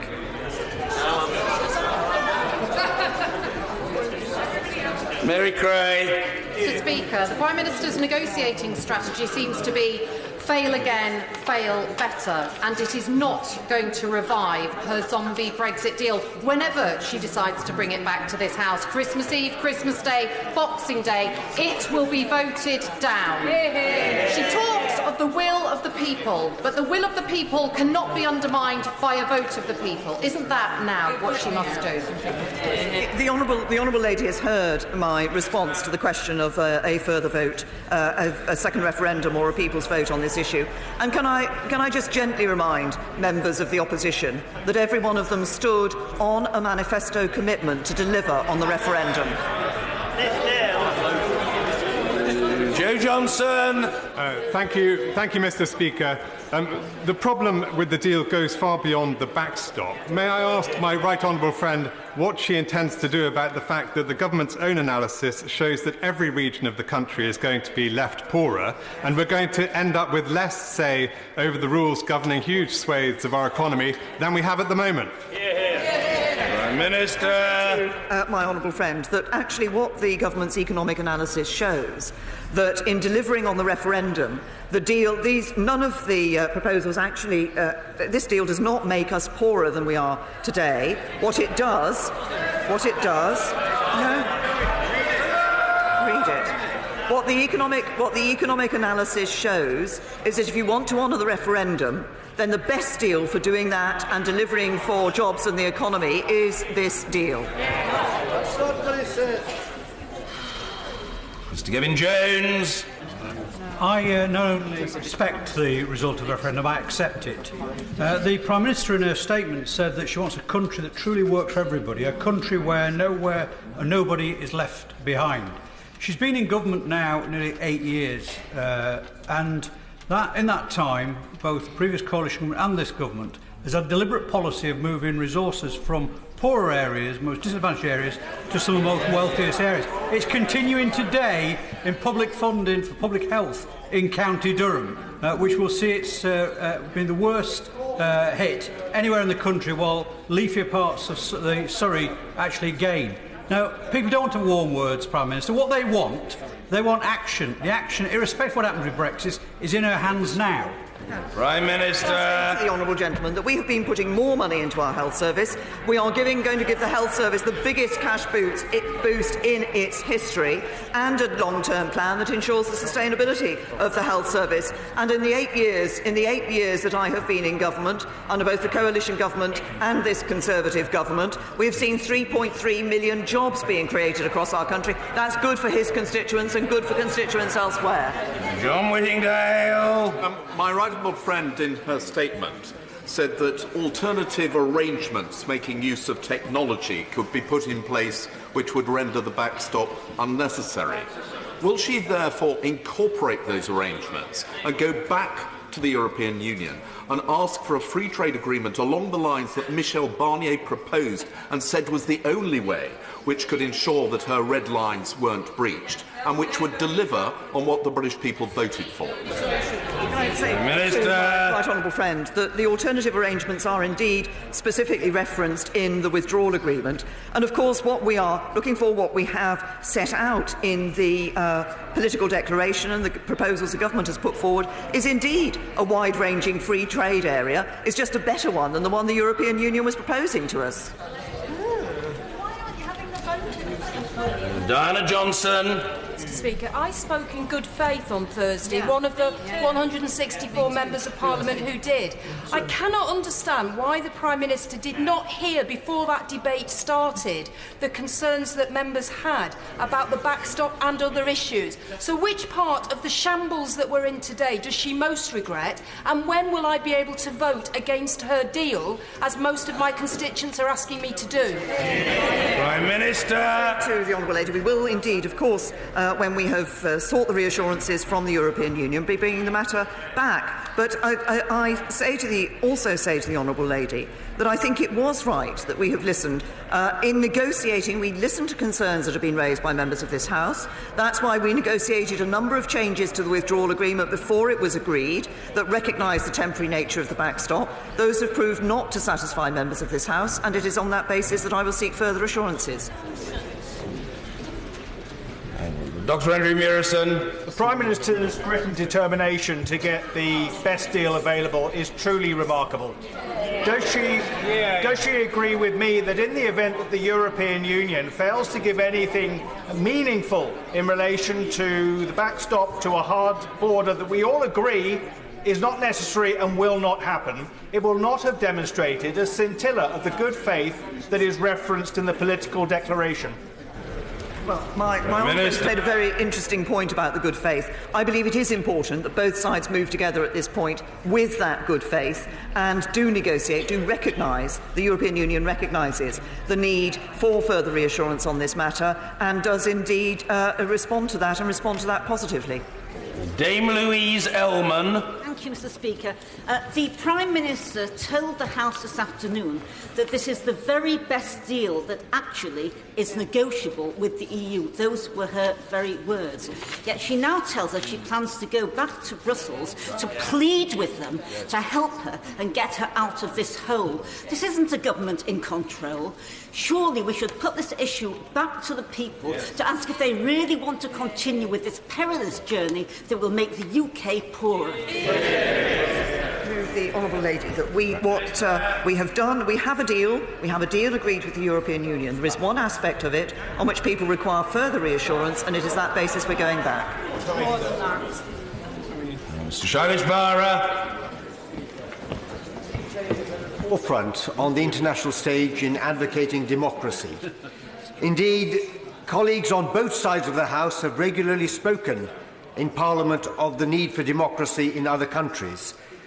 And on both sides of the House again, we regularly instruct MPs and legislators from other countries at seminars held by the CPA and IPU of the importance of listening to the people who they represent. Would my right honourable friend agree with me that to now have a second referendum would ensure that the UK loses all credibility on the international stage in speaking up for democracy? Can I say, I think my honourable friend has made a very important point. We do speak to others about the importance of democracy. I think it's important that we show an example ourselves and respect the vote that the people took. Tom Brake. Speaker, I'd like to ask the Prime Minister to do three things. First of all, to rule out no deal because she knows it will be extremely damaging. Secondly, to support a people's vote, if only to save her the embarrassment of when she has to support it in a couple of weeks' time. And finally, to instruct her Chief Whip to make time available for a debate on a no-confidence motion that I know the Leader of the Opposition is going to be tabling. Well, can I say to the right honourable gentleman, he asked me to support a people's vote. The answer to that, he's heard me answer that on a number of occasions. The government will continue with its no-deal preparations because that is the reasonable things to do. And in terms of time for debates within this House, there are accepted protocols in relation to that. Mr. Robert Halfon. Thank you, Mr. Speaker. I respect the efforts being made by the Prime Minister, but could I just ask my right honourable friend that on top of the 39 billion, if Britain is the transition period is extended for the extra 2 years, how many extra billions will we be paying per year in that extra transition period? And will she give this House a real say in determining how much money goes to the EU in that extra transition period if it happens? Minister.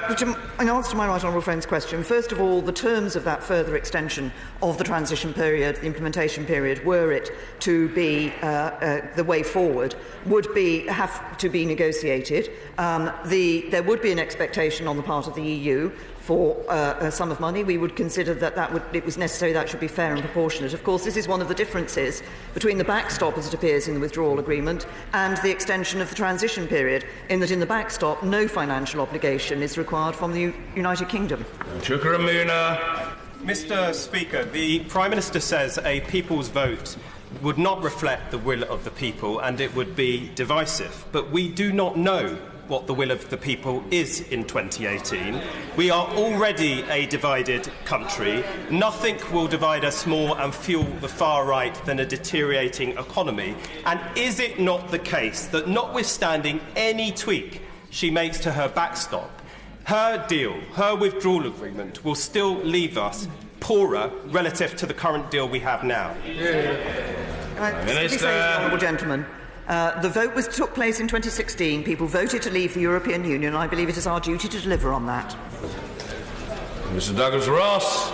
Much, Mr. Speaker. I am one of the hundreds of members who was hoping to participate in the debate this evening and tomorrow. And I hope, Mr. Speaker, the Government have listened very closely to your guidance and allow members the opportunity to explain their views, because I would like the opportunity to explain to the people in Moray why I came to the conclusion that I could not support the Prime Minister in her deal. But could I ask the Prime Minister particularly a question that has so far been evaded from across the House? Not only do members in this chamber, but our constituents deserve to know when the vote will finally be taken. When will it be? Can I say to my honourable friend, we are going to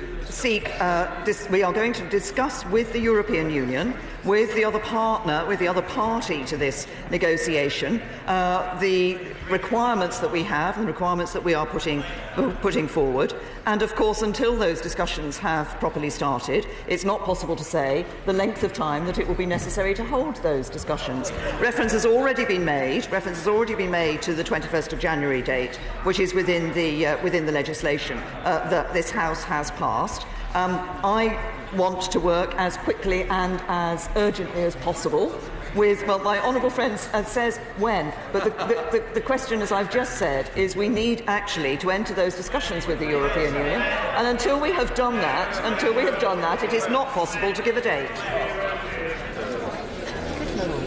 Vera Hobhouse. Mr. Speaker, an honourable member from this side of the House only said last week the government always says no before it says yes. So I'm holding my breath about the people's vote. But, Mr. Speaker, I've got another question to the Prime Minister. In 2016, 17.4 million people voted to leave the EU, and the Prime Minister says her deal is delivering Brexit and the will of the people. Those honourable members on her own side who also want to leave the European Union, like the members for Uxbridge or North East Somerset or Wickham, don't believe that her deal is delivering on Brexit and on the will of the people. How many of the 17.4 million people who voted in 2016 voted for her deal? Prime Minister. Can I say to the honourable lady, up and down the country, the messages that I get from people, regardless of whether they voted leave or remain, are very simple. Deliver on the vote, get on with it, and let's move on. Giles Watling. Speaker, I speak as a Remainer, which is probably a dangerous thing to do in this corner of the backbench. However, I respect the results of the referendum, but I'd like to ask my right honourable friend, what has been the point of all the pain and uncertainty of the last 2 years if in the final analysis the arbitration panel still remains under the dominion of the European Court of Justice? Can I say to my honourable friend, this is one of what I believe is a misunderstanding of the situation. The arbitration panel does not remain under the dominion of the European Court of Justice. The arbitration panel will make its own decisions. But if there is a dispute which involves an aspect or in the interpretation of European Union law, there is only one body that can interpret European Union law, and that is the European Court of Justice. So the arbitration panel will be able to ask the ECJ for their opinion on that particular point, and they, as an arbitration panel, will then determine the dispute. The European Court of Justice will not be the arbiter of that dispute. Sammy Wilson. Speaker. Shortly after the Prime Minister announced that there would be no vote on this issue, Michel Barnier and the Taoiseach of the Irish Republic were slapped down the idea that there would be any renegotiation of this deal. The Prime Minister may be prepared to be humiliated by arrogant EU officials and by Irish politicians. But does she not realise that every time she comes back here with her tail between her legs, she humiliates the British people? When will she stand up to the EU? And if she's not prepared to stand up to the EU, then let her have the vote of this House to tell them what we think of their rotten deal. Can I say to the honourable gentleman that we have stood up to the European Union, and perhaps one of the very good examples of standing up to the European Union was our absolute refusal as a government to accept a customs border down the Irish Sea and to see the United Kingdom separated into two customs territories. In February, that was what the European Union wanted. They stuck to that until we had argued them out of it in October. We have stood up to the European Union. We have got a good deal for the UK. Richard Drax. Thank you, Mr. Speaker. It is the duty and responsibility of every single member in this House to take our country out of the EU. And can I tell my right honourable friend that her deal does not do that? And many MPs on both sides of the House are intentionally thwarting that intention. Can I ask my right honourable friend to go back to the EU, offer a free trade agreement, and if that is not acceptable, to fall back on WTO terms and then deal with the EU outside the EU, where I am positive a deal will be struck and this poison and division will be gone. Prime Minister. My honourable friend, I agree with my honourable friend that I think every member of this House has a duty to deliver on the result of the referendum and take the United Kingdom out of the European Union. What is on the table within this deal, what the government has been working for, is a free trade area, a free trade agreement with the European Union, but just a better one than the basic sort of free trade agreement that has been proposed by the EU in the early stages of the negotiation. Mrs. Helen Goodman. Thank you, Mr. Speaker. The Prime Minister said in her statement, and I agree with her, that the majority of people in this House do not want no deal. And she also knows that the ERG are a small minority in this House.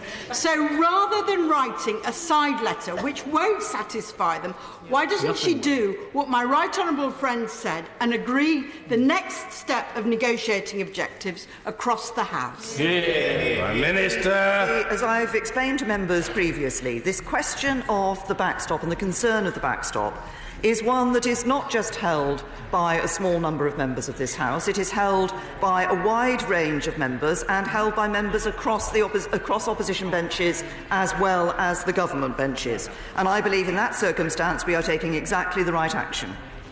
Mr. David Tredinnick. Will my right honourable friend not bring this back to the House before Christmas to give members with entrenched positions a chance to reflect over the recess?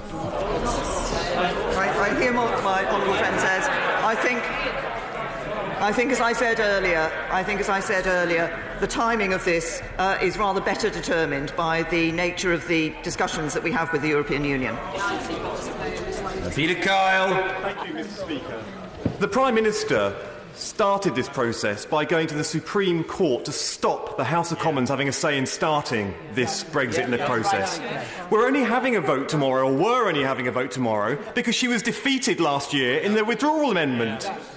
Isn't it true, Mr. Speaker, that she has the barefaced cheek to come before this House and lecture us about a duty to this House and our Parliament? Isn't it true that no Prime Minister is better than a bad Prime Minister?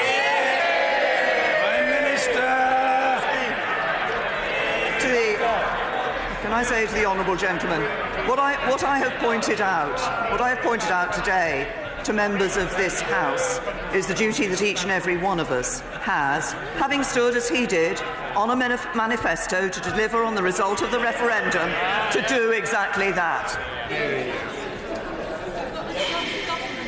Lee Rowley. Could the Prime Minister give me one example of how a political reassurance in law can ever supersede the binding words in an international treaty?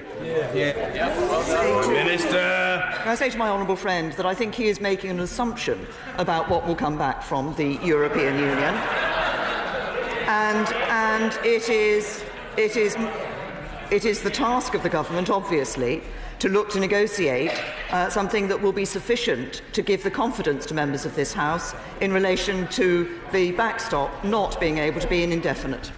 Luciana Berger.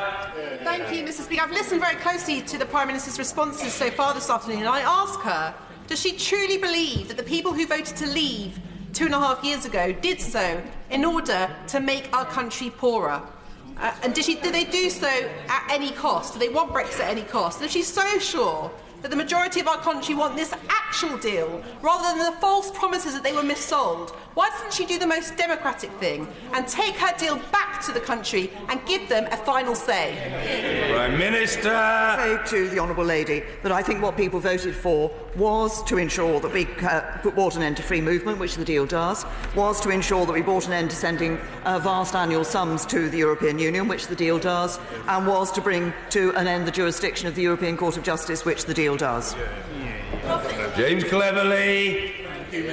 Thank you, Mr. Speaker. Colleagues, honourable friends and members across the House have been expressing anecdotal and unscientific assessments of their voters change their mind about the referendum result. And in that spirit, I would like to highlight the conversations I've had with both friends and constituents who voted Remain, but are now determined that we leave the European Union in good order. So will she give me an assurance that she will go back to the EU, bang on the table if that is what it takes, and get a deal that will accord support in this House and get us out of the European Union on the 29th of March next year? Prime Minister. I assure my honourable friend that is exactly what we're intending to do, and he is absolutely right, and I see many messages coming into me from people who voted Remain but now say, actually, we accept the result of the vote, let's get on with it and let's leave the European Union. Mike Gapes. Mr. Speaker, the European Commission has made it absolutely clear that they are not going to reopen the 585-page withdrawal agreement. So if the Prime Minister was able to get an aspirational addendum to the political declaration, a piece of paper that she could wave when she came back, would that mean we will definitely have a vote on Monday or Tuesday next week? As I've said earlier, the timing of the vote will be determined by the extent of and nature of the discussions with the European Union. Bob Stewart. Thank you, Mr. Speaker. Changing tack a little, will my right honourable friend assure me that the proposed new, deep and special relationship on defence, security and intelligence matters mentioned in the draft withdrawal agreement will not affect our special dealings with other Five Eyes nations, especially the United States? Yes, I'm very happy to give my honourable friend that absolute assurance. Angela Smith. Speaker, surely the Prime Minister realises that this House must be given a reasonable period of time in which to reflect on the vote and take its decision. The new year is too late. 7th of January is just 14 days before the all-important deadline. So surely the vote must come before this House, before the end of next week. Absolutely right. As I said earlier, obviously we will be working hard in relation to negotiations, but I'm sure honourable members of this House, as a number have indicated, would want to make sure that we are putting our case in the most forceful way. Helen Whately. Thank you, Mr. Speaker. On Friday, I visited a haulage business in my constituency, and the owner told me how worried he is about the possibility of no deal and how it will affect his business. Does my right honourable friend agree that when we come to vote on the withdrawal agreement, we must remember not only the importance of honouring the referendum result, but also the importance of people's jobs and livelihoods that depend on trade with the European Union? Minister. I say to my honourable friend that I think it is very important both that we do deliver on the result of the referendum, but we recognise the need to do that in a way that enables us to leave in a smooth and orderly way, and that does indeed protect those many jobs which depend on the trading relationship with the European Union. Peter Grant. Thank you, Mr. Speaker. I've been reflecting on the fact that the referendum that I took part in as an 18-year-old first-time voter in 1979, in which Scotland voted for return of its Parliament. If the EU referendum had been subject to the same rules, we would not be leaving now. But does the Prime Minister not accept that the difficulty in getting an acceptable trade deal, the difficulty in resolving the problem of the Irish border, is not the fault of the Irish, north or south, it's not the fault of Europe, it's the fault of the red lines that she unilaterally and unnecessarily set right at the start. If the Prime Minister will not accept that it's time for the red lines to go, surely it's time for the Prime Minister to go. Prime Minister. What this government has been negotiating, what is present in the deal, is a good future relationship in trading terms, in relation to the border, and in relation to not being a member of the customs union, not being a member of the single market, delivering on the vote of the referendum, and I believe that's what we should be doing for the people of this country. Bima Falami. Thank you, Mr. Speaker. Mr. Speaker, I agree with my right honourable friend, the Prime Minister, when she says a no deal would be bad for the UK, but it would also be bad for the European Union. And with that in mind, would my right honourable friend agree with me that the European Union, as they and their diplomats watch this debate, need to really decide whether they want a deal or not? Because without changes to the backstop, a deal will not pass this House. My honourable friend made an important point. I believe from all my discussions with the European Union leaders that they do indeed want a deal, but he is absolutely right. It's about recognising the concerns that remain in relation to the backstop to ensure there is a deal that this House will accept. Mr. David Simpson. Mr. Speaker, can I remind the Prime Minister that assurances will not deliver the people of Northern Ireland on this deal? No assurances will. And will she go further and admit tonight that in order to get the deal as far as she has got the deal, that Northern Ireland had to be made the sacrificial lamb to placate the Irish Republic and the EU? No, that is absolutely not the case. What has happened throughout these negotiations is that this United Kingdom government has been very aware of the responsibility that we have to the people of Northern Ireland, and it is that responsibility which leads us to want to ensure that in the circumstances set out in the withdrawal agreement, it will be possible to assure people in Northern Ireland that there is no hard border between them and Ireland. Andrew Percy. Can I say, representing a heavy Leave-voting northern constituency, and as somebody who actually lives in their constituency in the north, that my voters, Leave voters, are sick to the back teeth of being told by Remainers, people who lost the referendum, what it was they voted for. We've been told we're racist, that we're a bit stupid, a bit too northern, and now we're being told we didn't know what we voted for. Can I say my constituents are none of those things, and what they can see going on in this place is a stitch-up by people who said they accepted the result of the referendum, who are using every single trick in the book to deny the people what they voted for. My honourable friend speaks with passion on behalf of his constituents, and he is right to do so. And I think it is frankly unacceptable for members in this House to try to suggest to people that they simply didn't understand what they were voting for. The people of this country understood what they were voting for. They knew what they wanted in terms of leaving the European Union, and we should listen to that and deliver on it. Mr. David Hanson. But given it is the Prime Minister's red lines that have originally caused the problem in Northern Ireland, can she give some assurances that she will turn those lines pink to ensure that we have free and frictionless trade? Can I say to the right honourable gentleman, this is a theme that has been raised by a number of members on the opposition benches. It is not the case. What the What we have said with Northern Ireland is that we remain committed to the Belfast Good Friday Agreement, that we remain committed to no hard border between Northern Ireland and Ireland, and that we refuse to accept the European Union's approach of carving Northern Ireland out as a separate customs territory from the rest of the United Kingdom. Hugh Merriman. Thank you, Mr. Speaker. The Prime Minister has been on her feet taking questions for 11 hours with regard to this deal. And it may not have escaped her attention, it's only one of my constituents, that honourable members across this House, on the one hand, speak for the people with a second referendum, on the other hand, speak for the people when they want a no deal. That can't obviously be correct.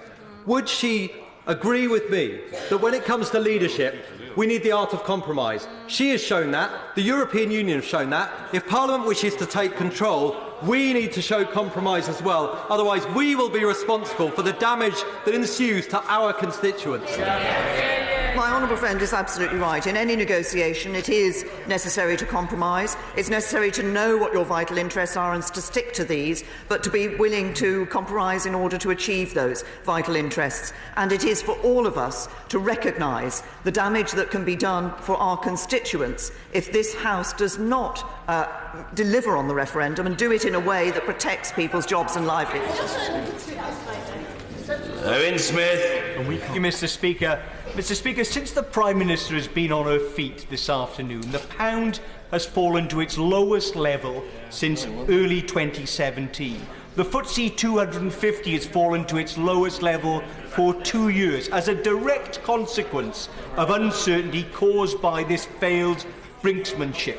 Isn't it grossly irresponsible of the Prime Minister to tell the country that we do not know when we will have a vote on this, and this uncertainty may continue indefinitely?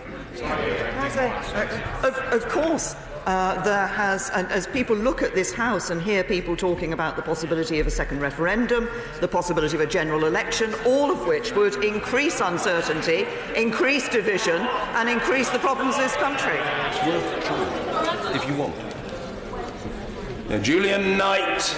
Mr. Speaker, the average Land Rover, parts an average Land Rover, cross the continent 37 times. My 9,000 car workers need an orderly withdrawal from the EU.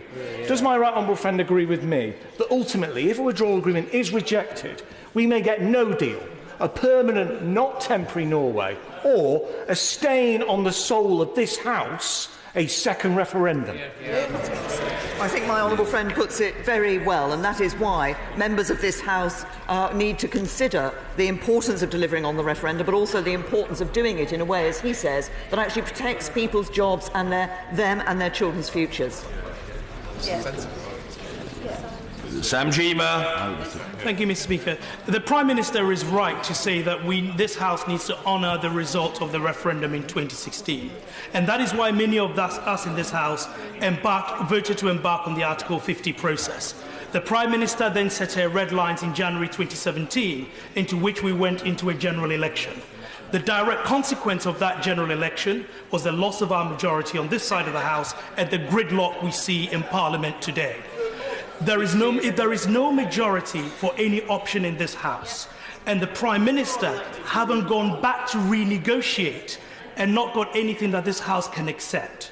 I would say that we should not once again be boxed in by our own red lines. It's not Parliament frustrating the will of the people. The general election produced an outcome that cannot lead to a clear decision, in which case we should not be afraid to give it back to the people. Prime Minister. I hear the argument my honourable friend is making, but I say to him that I have answered this question of the people's vote on a number of occasions, and he talks about the views of people across this House. When the time comes, it will be for people across this House to recognise the importance of delivering on that vote that took place in 2016. West Streeting. Thank you, Mr. Speaker. The Prime Minister talks about trust and faith in politics and the importance of honouring the vote in 2016.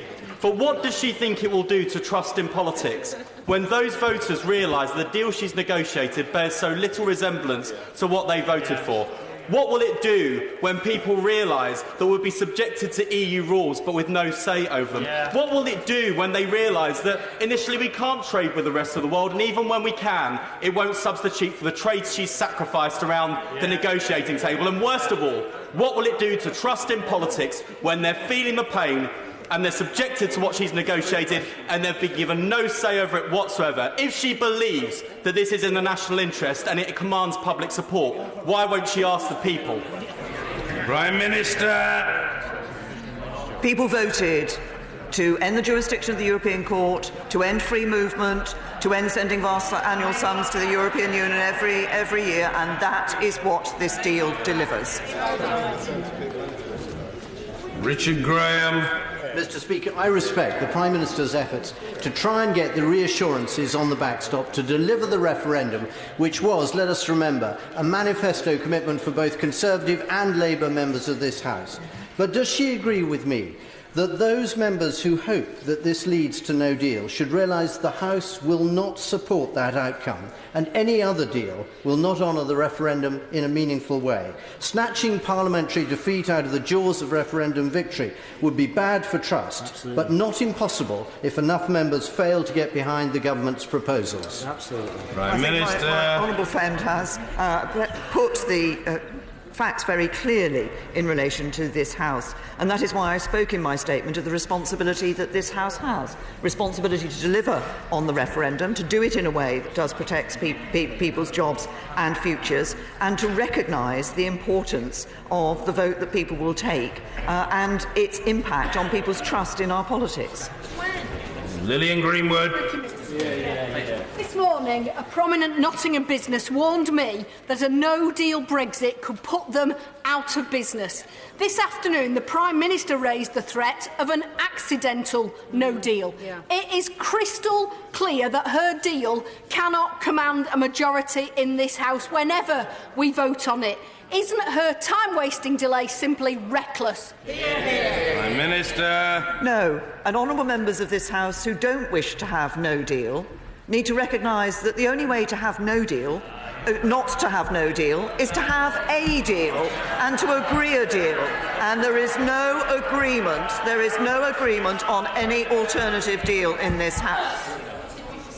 Alberto Costa. Thank you, Mr. Speaker.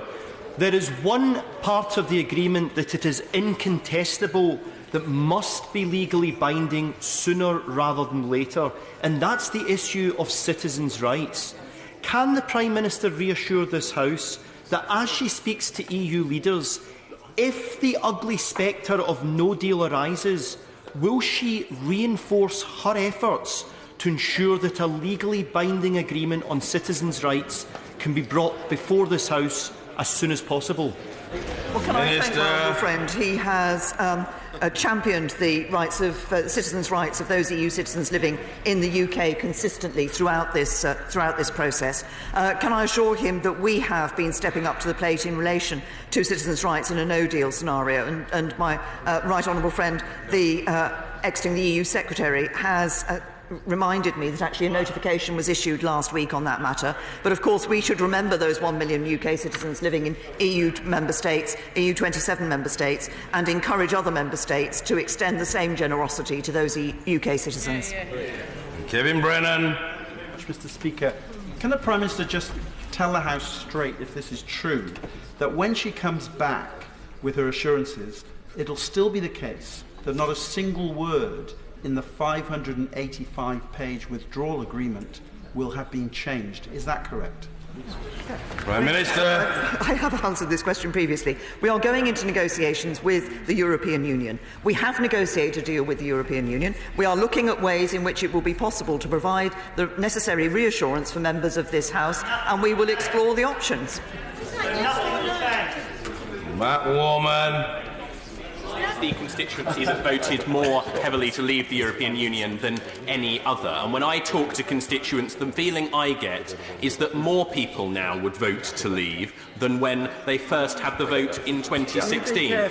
For the sake of democracy, I would be one of them now as well. Does the Prime Minister agree with me that it should fill our constituents with horror when members of Parliament who stood on manifestos to deliver Brexit now talk of a second referendum? I absolutely agree with my honourable friend, and indeed I received messages from people who, across the country, voted to remain, who say exactly as he has. They would now vote to leave because they believe in the importance of recognising and honouring the result of the referendum. Layla Moran. Very much, Mr. Speaker. The Prime Minister today asks if this House wants to deliver Brexit. Well, I'm more interested in if my constituents do. Since she brought this deal to this House, 85% of the letters that I've received are in favour of a people's vote with the option to remain. And she further says we need to be honest about those risks. Well, I can tell her that my constituents know very well those risks. They are dismayed at the mess here, and they now consider it very much the least worst option. By denying the people of Oxford, Western Abingdon and others across this country their will, is she suggesting that they don't know what they're asking for? No, what I am saying to the honourable lady and many members of this House will also be receiving responses from people across the country who are making the point that they voted in the referendum and that they expect Parliament to deliver on the result of the referendum rather than having a second vote. Chris Phil. Mr. Speaker, in the Prime Minister's statement earlier, in relation to the backstop, she made clear she had listened to the views of the House. That is a mark of true leadership, and she has done exactly the right thing. But the Prime Minister will also acknowledge that following the Attorney General's statement last week, many members of the House on both sides have concerns about the legally binding nature of the backstop and the fact we require European Union consent to get out of it. Does she therefore agree that any changes to the arrangements designed to reassure the House have to be legally enforceable? I'm well aware of the concerns of the House about the legal enforceability on this issue and the desire to ensure that anything that is...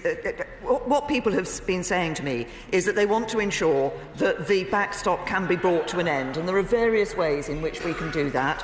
What we need to negotiate, what we'll be discussing with the European Union, is the whole question of how we can do that in a way that does give sufficient reassurance and sufficient confidence to members of this House that they are not faced with a situation where they have one aspect of this which is under one determination and another aspect which is less secure. It's giving that confidence to members of this House that we will be negotiating. Paula Sheriff. Thank you, Mr. Speaker. I believe the Prime Minister, who incidentally just last year promised us a strong and stable administration, I believe she attended a lunch today where she said she thought that her deal was the best available. What does she know now that she didn't know then? Prime Minister. I've been very clear that the deal, what we are looking at is one aspect of the deal which we had negotiated ways of addressing it within the withdrawal agreement. What has been proved is that the ways that were negotiated in that withdrawal agreement have not been sufficient to give confidence to members of this House. The European Union has been clear that the backstop is only temporary, but people want further confidence that it will be only temporary, that it can be brought to an end, and that's what we'll be negotiating and discussing with the European Union.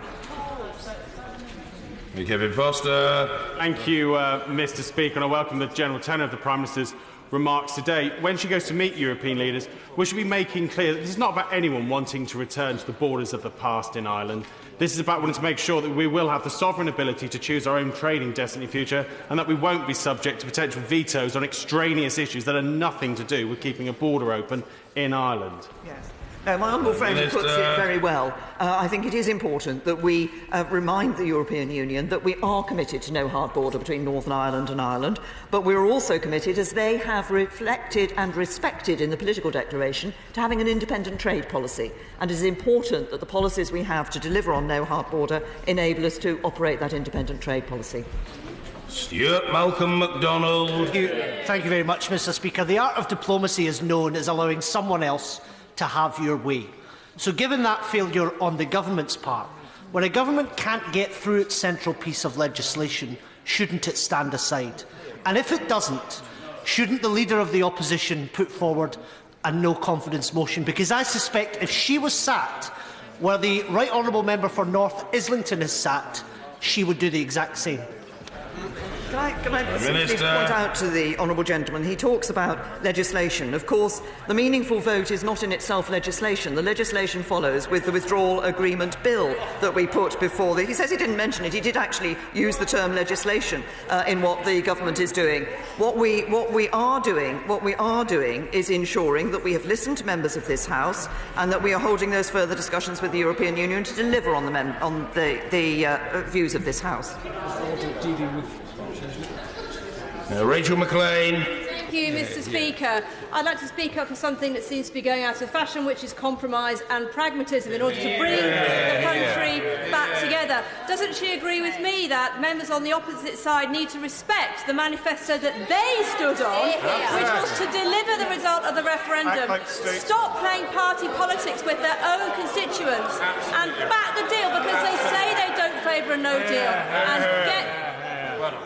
Order, a lot of noise. The honourable lady must be heard. Rachel McLean. Thank you, Mr. Speaker. I merely asked the Prime Minister if she agrees that the opposition need to support her deal to deliver what they promised to their constituents. My friend is absolutely right. Absolutely right. The official opposition, as the Conservative Party did, stood on a manifesto to deliver on the referendum and should do exactly that. Rachel Maskell. Thank you, Mr. Speaker. In the light that the Prime Minister and her government have led these negotiations for 29 months, what are the exact terms the Prime Minister is wanting to negotiate with the EU this week? I think I've answered this on several occasions. It is in relation to the backstop and ensuring that it is not permanent or indefinite, but it can only be temporary. Phil Grant. Thank you very much, Mr. Speaker. All members of this House are here as a result of a democratic vote. Yes. Would my right honourable friend agree that it is at best mystifying that many such members refuse to honour or indeed respect the democratic outcome of the referendum, and in some cases, 2 referendums? Yes. Can I say to my honourable friend, my honourable friend, I absolutely agree with him. Sadly, there are members of this House who appear not to want to deliver on the result of the referendum in 2016. Sadly, there are also members of this House who seem not to want to accept the result of the referendum that took place in 2014 in Scotland. Jack Dramey. Mr. Speaker, the government's mishandling of the negotiations has thrust the country into chaos, with growing uncertainty and deep concern in our automotive sector, including the Jaguar plant in my constituency. Mr. Speaker, we are but 3 months away from the cliff. Whatever the ultimate way forward agreed by this House is at the next stages, will the Prime Minister today rule out any question of a no-deal Brexit, because the jobs of tens of thousands of workers depend upon it? Minister.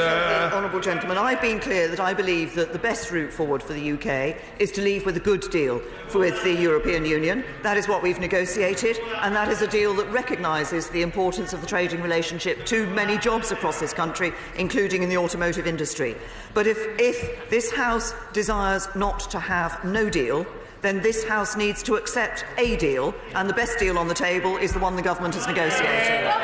Andrew Bowie. Very much, Mr. Speaker. Earlier on, the member for Pontypridd spoke about his concerns for the economy and what's happened to the pound today. Does my right honourable friend not agree that this is nothing as to what would happen to our economy under the economically illiterate, destructive and chaotic policies of a Labour government propped up by the SNP?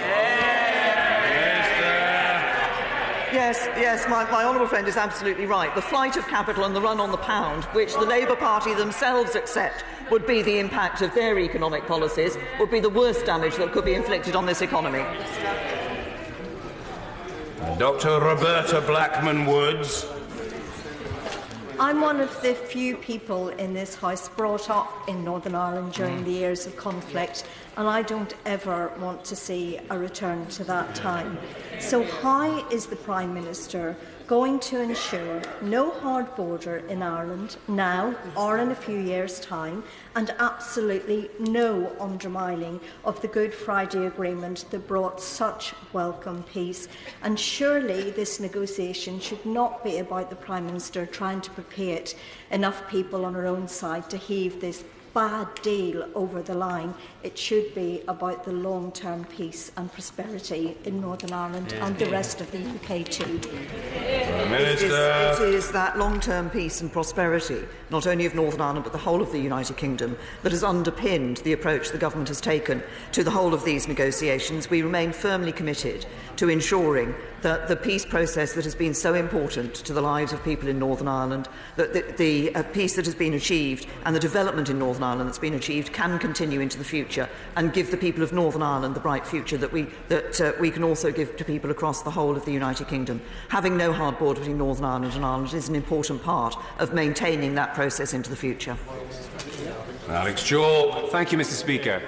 Isn't the public entitled to a grown-up acknowledgement across this House that the issue of the backstop affects both policies, whether it's the Prime Minister's proposal or indeed the opposition proposal to stay in the customs union or outside the single market? Both require a backstop. Does she agree? My honourable friend is absolutely right. Any of the alternative arrangements that have been put out, in contrast to the government's deal, also require a backstop. The backstop is there in the circumstances where the negotiations fail to achieve the future relationship in time at the end of the transition period, and that could happen in the negotiation of any of the agreements. Who was that? Yes. Ian Murray. Thank you, Mr. Speaker. This ongoing farce would be funny if it wasn't so serious for the jobs and prosperity of my constituents in Edinburgh South. The Prime Minister rightly says she wants to be honest with the public. So can she be honest? Is her deal non-negotiable? We have negotiated the deal with the European Union, which covers many aspects over and above this issue of the backstop. The one that that members of this House have raised concerns about is the particular aspect of the backstop in relation to whether or not it can be indefinite or is only temporary. And it is that specific point on which we are seeking those reassurances. Raymond Chishti. Mr. Speaker, like many other colleagues, I was hoping to speak in this debate and outline my reasons why I'll be opposing this debate and voting against that. Can the Prime Minister clarify this specific point for me? She's talked about manifesto commitments. Can I refer the Prime Minister to page 36 of the Conservative Party manifesto, which says, as we leave the European Union, we will no longer be members of the single market and the customs union. How does that reconcile with the deal that we have and the Attorney General's advice on paragraph 7 on the customs union and single market? It is indeed reconciled with the fact that the future relationship we will have with the European Union will ensure that we are not in the single market and not in the customs union. And indeed, in the withdrawal agreement in relation to the backstop in Northern Ireland will not be in the full single market. The point about the backstop is it is only intended to be temporary. The absence coming out of the single market, coming out of the customs union, coming out of all the other aspects of the European Union membership that people voted against and wanted to see us come out of is delivered in the future relationship we have with the European Union. Christine Jardine. Mr. Speaker, there are two small points from today's debate I wonder if the Prime Minister could clarify. The first is that, in anticipation of speaking in this afternoon's debate, like many other members, including those on her own benches, I gauged the opinion of my constituents in Edinburgh West. Implicit in that, as in the Prime Minister's statement, that she has listened to what the House said and is going back to review the backstop, is an acknowledgement that people can change their mind. So that being the case, why is the Prime Minister not prepared to let the country see whether or not they've changed their mind? And could she please clarify the point raised by my honourable friend from Wellingborough about the mechanism she's going to use over this afternoon's debate? can I say to the honourable lady that there will be a business statement after this statement has finished? And in relation to the first point about going back to the country with a second referendum, I think I refer her to the answer I've given to the same question earlier. Simon Hall. Thank you, Mr. Speaker. Can I tell my right honourable friend that in all of my discussions with businesses and farmers in my North Dorset constituency, they desperately want a deal. So I support the instincts of my right honourable friend. But given that we are told that the technology exists within the world that would deliver a robust, non-hard border, policy compliant, within the transition period, does she believe that the backstop is potentially being overblown in terms of it being anything other than the insurance policy that all parties require to safeguard that precious peace which so many right honourable and honourable members have spoken of?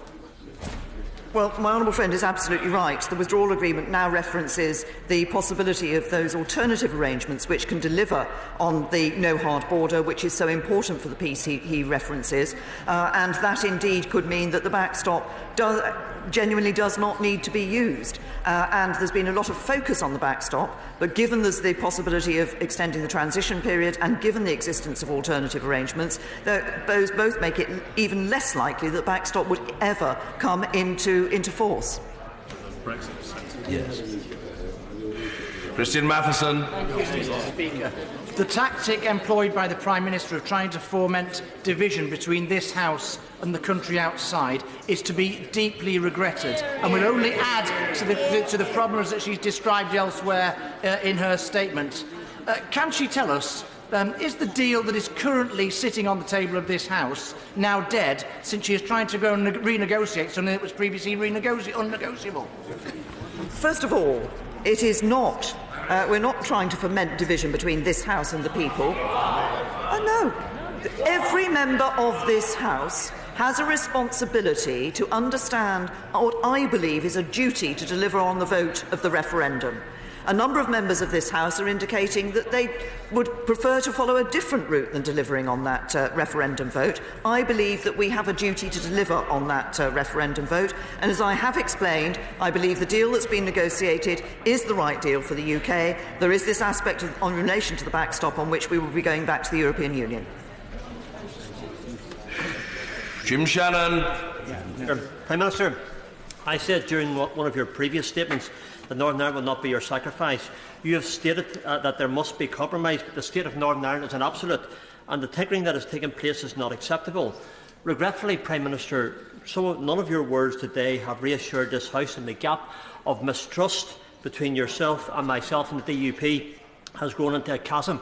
It is very clear it's never been so low. So, Prime Minister, I support the majority of the UK and ask you, Prime Minister, to do what was asked of you: leave the EU as we entered it, with no backstop and on our own merits, and confident of our ability as a global power and no man's slave.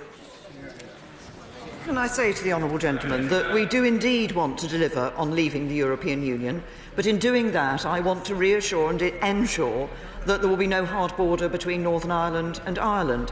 I believe that that is important, as I'm sure the honourable gentleman does, for his constituents and for the future of Northern Ireland, and that should be one of the commitments we've given, and it's one of the commitments I intend to deliver on. Alison Hewlett. Thank you, Mr. Speaker. Over the weekend, I've had hundreds of constituents getting in touch with me, asking me to vote down this terrible deal, this woeful deal that the Prime Minister has come back with. There is no... Stop heckling. You could stop interrupting. Order. The Honourable Lady is here. I say to the Government Minister standing at the bar, be quiet. I've not the slightest interest in hearing you yelling in the background. Sit down, be quiet and listen, and if you're not able or inclined to do that, sir, order! If you're not able or inclined, don't look at me and tell me what's what or imply that you can. I say to you, be quiet. Don't be discourteous to the member on her feet. If you can't be quiet, Mr Stewart, you're most welcome to leave the chamber, and we're perfectly capable of coping without you. Alison Hewlett. Mr Speaker, there is no confidence in this Prime Minister's deal. She doesn't have the confidence of her backbenchers, of my constituents, or the majority of people in this House. She can't even tell us a date when this vote will return to the House. Is it not the case, Mr Speaker, that this Prime Minister has bottled it and she should go? No, I think I have to say to the Honourable Lady that if I was bottling it, I wouldn't have come to this chamber and have been on my feet already for nearly 2.5 hours answering questions. Clive Efford. Mr Speaker, the Taoiseach Leo Varadkar is quoted today as saying we have already offered a lot of concessions. We ended up with the backstop because of all of the red lines the UK laid down. Yeah. The EU leaders know that we have the backstop that was designed by the Prime Minister. Just exactly what is she going to renegotiate? I have to say to the honourable gentleman, this is not a backstop that was designed by the United Kingdom. This is a backstop. The one aspect of this backstop, which was required by the United Kingdom, was ensuring that the customs territory was UK-wide and that we did not see a Northern Ireland customs territory. And that was what the EU wanted. We stood up against it and we delivered. Carol Monaghan. Mr Speaker, the Prime Minister and many on her benches have demonstrated an astounding ignorance of the history of these isles, attempting to bully Ireland into a perceived compliance by threatening food supplies is utterly abhorrent. So can the Prime Minister assure the House that in any conversations, negotiations or interactions taking place, Ireland will be considered an equal? Well, can I say to the Honourable Lady, the Government has not suggested what she suggested in her question that we have done. We have been.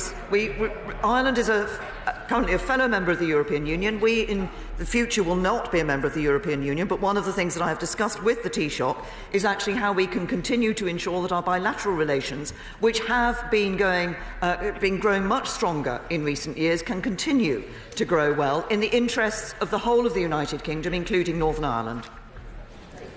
Mr Andrew Slaughter.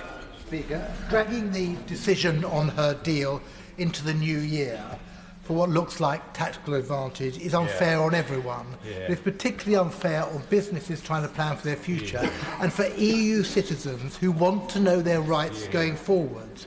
Will she at least promise to bring that vote before the Christmas recess? One of the important elements, of course, of the deal that we've negotiated is being able to give EU citizens the confidence about their rights. We have done that even in the circumstances of a no deal. Should there be a no deal, what is important for certainty for the future and what will deliver all of these things for the future is actually this House agreeing a deal.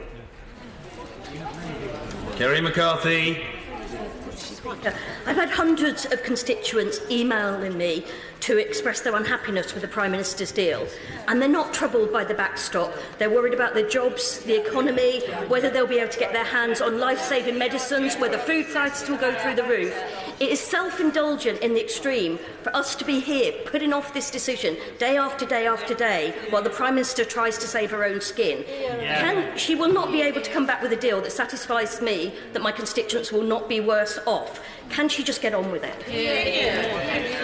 That's actually what I am doing, is getting on with finding a way through, yes, with listening to members of this House and then going back to negotiate on that basis. But I say to the Honourable Lady, that the deal has been negotiated with the European Union. If she wants to avoid the circumstances of a no deal, then she has to accept a deal. This is the deal that is on the table. Alex Norris. Thank you, Mr. Speaker. It was clear after the Chequers Agreement was announced that there was not a majority in Parliament for it. It's been clear after the withdrawal announcement was made that there's not a majority in Parliament. It's been clear after 3 days of debate that there is not a majority of Parliament for the Prime Minister's plan. In that time, we have wasted months. Yes. Now the Prime Minister proposes to waste further weeks. Is the Prime Minister's new strategy to run the clock down to the very last minute to give us a false choice between her deal and the catastrophe of no deal? Honourable members of this House will need to face the fact that there will be a choice between a deal, between no deal or no Brexit.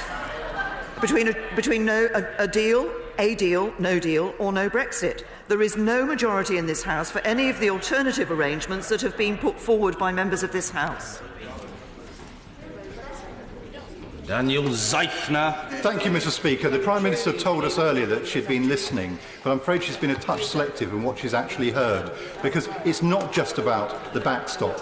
And can she level with the country and tell them that actually the political declaration isn't a deal, it's a series of shared aspirations, and the negotiations are likely to drag on for years and years and years. The political declaration makes it very clear that this is that what will be negotiated will give effect to what is in the political declaration, if you like, its instructions to the negotiators. What is also clear within the deal that has been agreed is that both sides will use their best endeavours, acting in good faith, to achieve that negotiation by the end of December 2020. Dr. Rupa Hart. Mr. Speaker, 9 times the Prime Minister assured us that there'd be no early general election, and still it happened. As recently as this morning, her hapless, ever-changing band of ministers were out on the airwaves assuring us that there would be a meaningful vote tomorrow, before this latest twist, this sort of premature parliamentary ejaculation that has put the lie to the claim that she sticks to her guns. Wow. That's strong. When she won't even tell us when the vote is deferred to, and it appears that the lady is for turning. How can we or anyone trust anything she says again? I'm tempted to say to the Honourable Lady, if she looks carefully, I think she'll see that I'm not capable of a parliamentary ejaculation.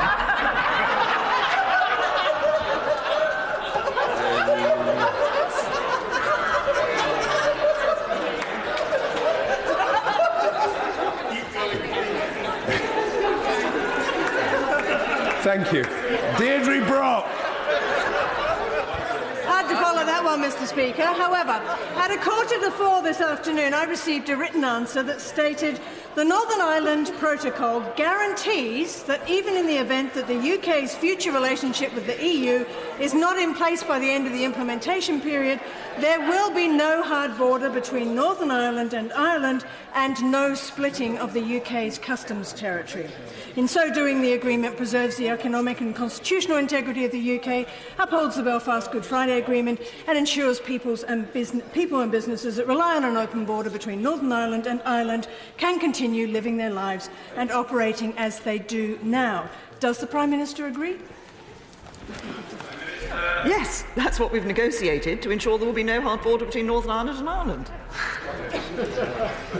Anna McMorrin. Thank you, Mr. Speaker. World leaders are gathering in Katowice in Poland this week to agree action on climate change, the single biggest issue facing us in the world today. But instead, here we are, embroiled in a massive act of self-harm, with unable to move forward, the pound at its lowest point in 18 months, locked in a stalemate. Without any majority in Parliament for a deal, please put this back to the people, not for the first time, not for the second time, but for the first time on this deal. I refer to the Honourable Lady to the answer I've given her earlier. I would also point out to her that if she wants the government to be able to get on and focus on the issues that she's talking about, we have representation in Katowice. We are still working on the issues of climate change and other things. But going back on a second referendum will not help that process. Will. Nick Dakin. Speaker, the Prime Minister admits that if she put the deal to this House tomorrow, it would be rejected by, in her words, a significant margin. So why is she behaving like the shopkeeper in the Deb Parrott sketch and insisting that this deal is not yet deceased? Because, as I've pointed out, there is a specific reason why people have raised concerns about the negotiation. It is about the issue of the temporary nature or otherwise of the backstop, and that is what we are going back to the European Union to discuss. Dr. Philippa Whitford. Thank you very much, Mr. Speaker. At the beginning of this process, the Prime Minister said she would reach out right across the UK to the devolved nations across the divide and agree a negotiating position before going to Europe. But she didn't. She made all the decisions herself, painted herself into a corner with her red lines, and what we have in front of us is a blind Brexit. We won't be putting this behind us for years because that 26 pages is just blather. It is nothing. It is clear that the fact that the Prime Minister won't allow MPs to vote and won't allow people to vote is that she's no faith in this deal herself. Is that not closer to the case? No, it is not. And it is not the case that MPs are not going to be allowed to vote. There will be a vote in this House. There will be a vote in this House, but we will be negotiating on that issue of the backstop. Brendan O'Hara. I spent much of the weekend reassuring worried farmers, fishermen, distillery workers in my Argyll and Bute constituency that the stark choice being forced upon them between a hard deal and a hard no-deal Brexit was a false choice. And today the Prime Minister confirmed that I was right, that it was a false choice. So will she now accept that this was one cruel bluff too far, and that today, in the eyes of the public, she and her hopelessly divided government have taken self-serving political cowardice to a whole new level? I say to the honourable gentleman that the two of the things that will be delivered by this deal are coming out of the Common Agricultural Policy and coming out of the Common Fisheries Policy. Those are both important for our agricultural sector and for our fishermen, because we will be able to deliver improvements for both of those sectors in the future. Mrs. Sharon Hodgson. Mr. Speaker, even by this government's standards, the events of today have been extraordinary. My constituents will be looking on today in horror at what the Prime Minister is doing. There are just 109 days to go until we are due to leave the EU, and the Prime Minister doesn't have the confidence to put her own deal to a vote of this House. Every day this chaos continues, it damages the country. As the Prime Minister, Mr. Speaker, does not command a majority of this House any longer, will she step aside?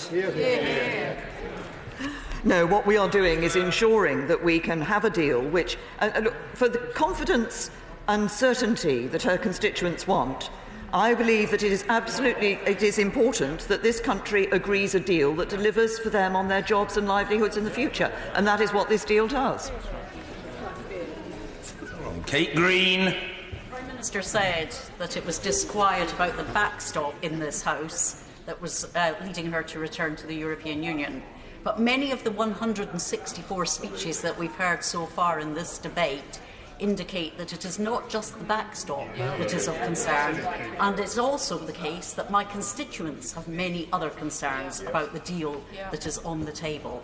So can the Prime Minister say to us when she is going to put this intrinsically unsatisfactory deal before this House so that we can vote on it? I refer the honourable lady to the answer I gave earlier. Ms. McInnes. Thank you, Mr. Speaker. The Prime Minister has rather given the game away with her statement today. For as long as we fail to agree a deal, the risk of an accidental no deal increases. It would be monumental folly of any government to accidentally stumble into no deal. We've had 3 days of debate. Let's have the next 2 and let's have a vote on her deal. This is something that is a responsibility for members of this House when they come to look at the deal that the government puts before them, as to recognise what the potential alternatives are in relation to no Brexit or no deal. Drew Hendry. Mr. Speaker, what we've witnessed today is the evaporation of any lingering vapours of credibility from this Prime Minister and a government she leads in name only after this cowardly decision to postpone or stop this vote. After more than 2 years of Tory infighting in the backbenches and pandering to that, and coming up with this mess, isn't it time she now took responsibility? And if the Leader of the Opposition has the backbone to bring a no-confidence vote tomorrow, will she abstain, or will she do the honourable thing beforehand and resign? No. Lloyd Russell Moyle. The Prime Minister last year called an election because she understood clearly that in democracies you regularly go back to the people and you have a vote. After last week of her losing 3 votes in Parliament, she seems to have gone a bit cold on democracy. She doesn't want a people's vote, OK. She doesn't even want votes now in the House of Commons. When will we get to vote? What date will the Prime Minister set for a vote? Because I have no trust in this Prime Minister, and I don't think the country does either. I refer the honourable gentleman to the answer I gave earlier. You want to do? Oh, I'm just going to stay. What about the adjournment? Oh, no, I'll do the adjournment. Are you sure? Not funny. Paul Sweeney. The Prime Minister just accept that the fundamental premise of this deal is not going to change, and no amount of sugarcoating is going to build a majority in this House for a fundamentally dead deal. So will the Prime Minister just face up to the reality of democracy and face the House of Commons, put it to a vote and allow Parliament to decide what happens next, instead of holding us all hostage to our own misfortune? The fundamental premise of this deal is a deal that delivers on the referendum, respects the decision taken by the British people, and does so in a way that protects people's jobs and livelihoods for the future. I believe that's the right premise for the deal.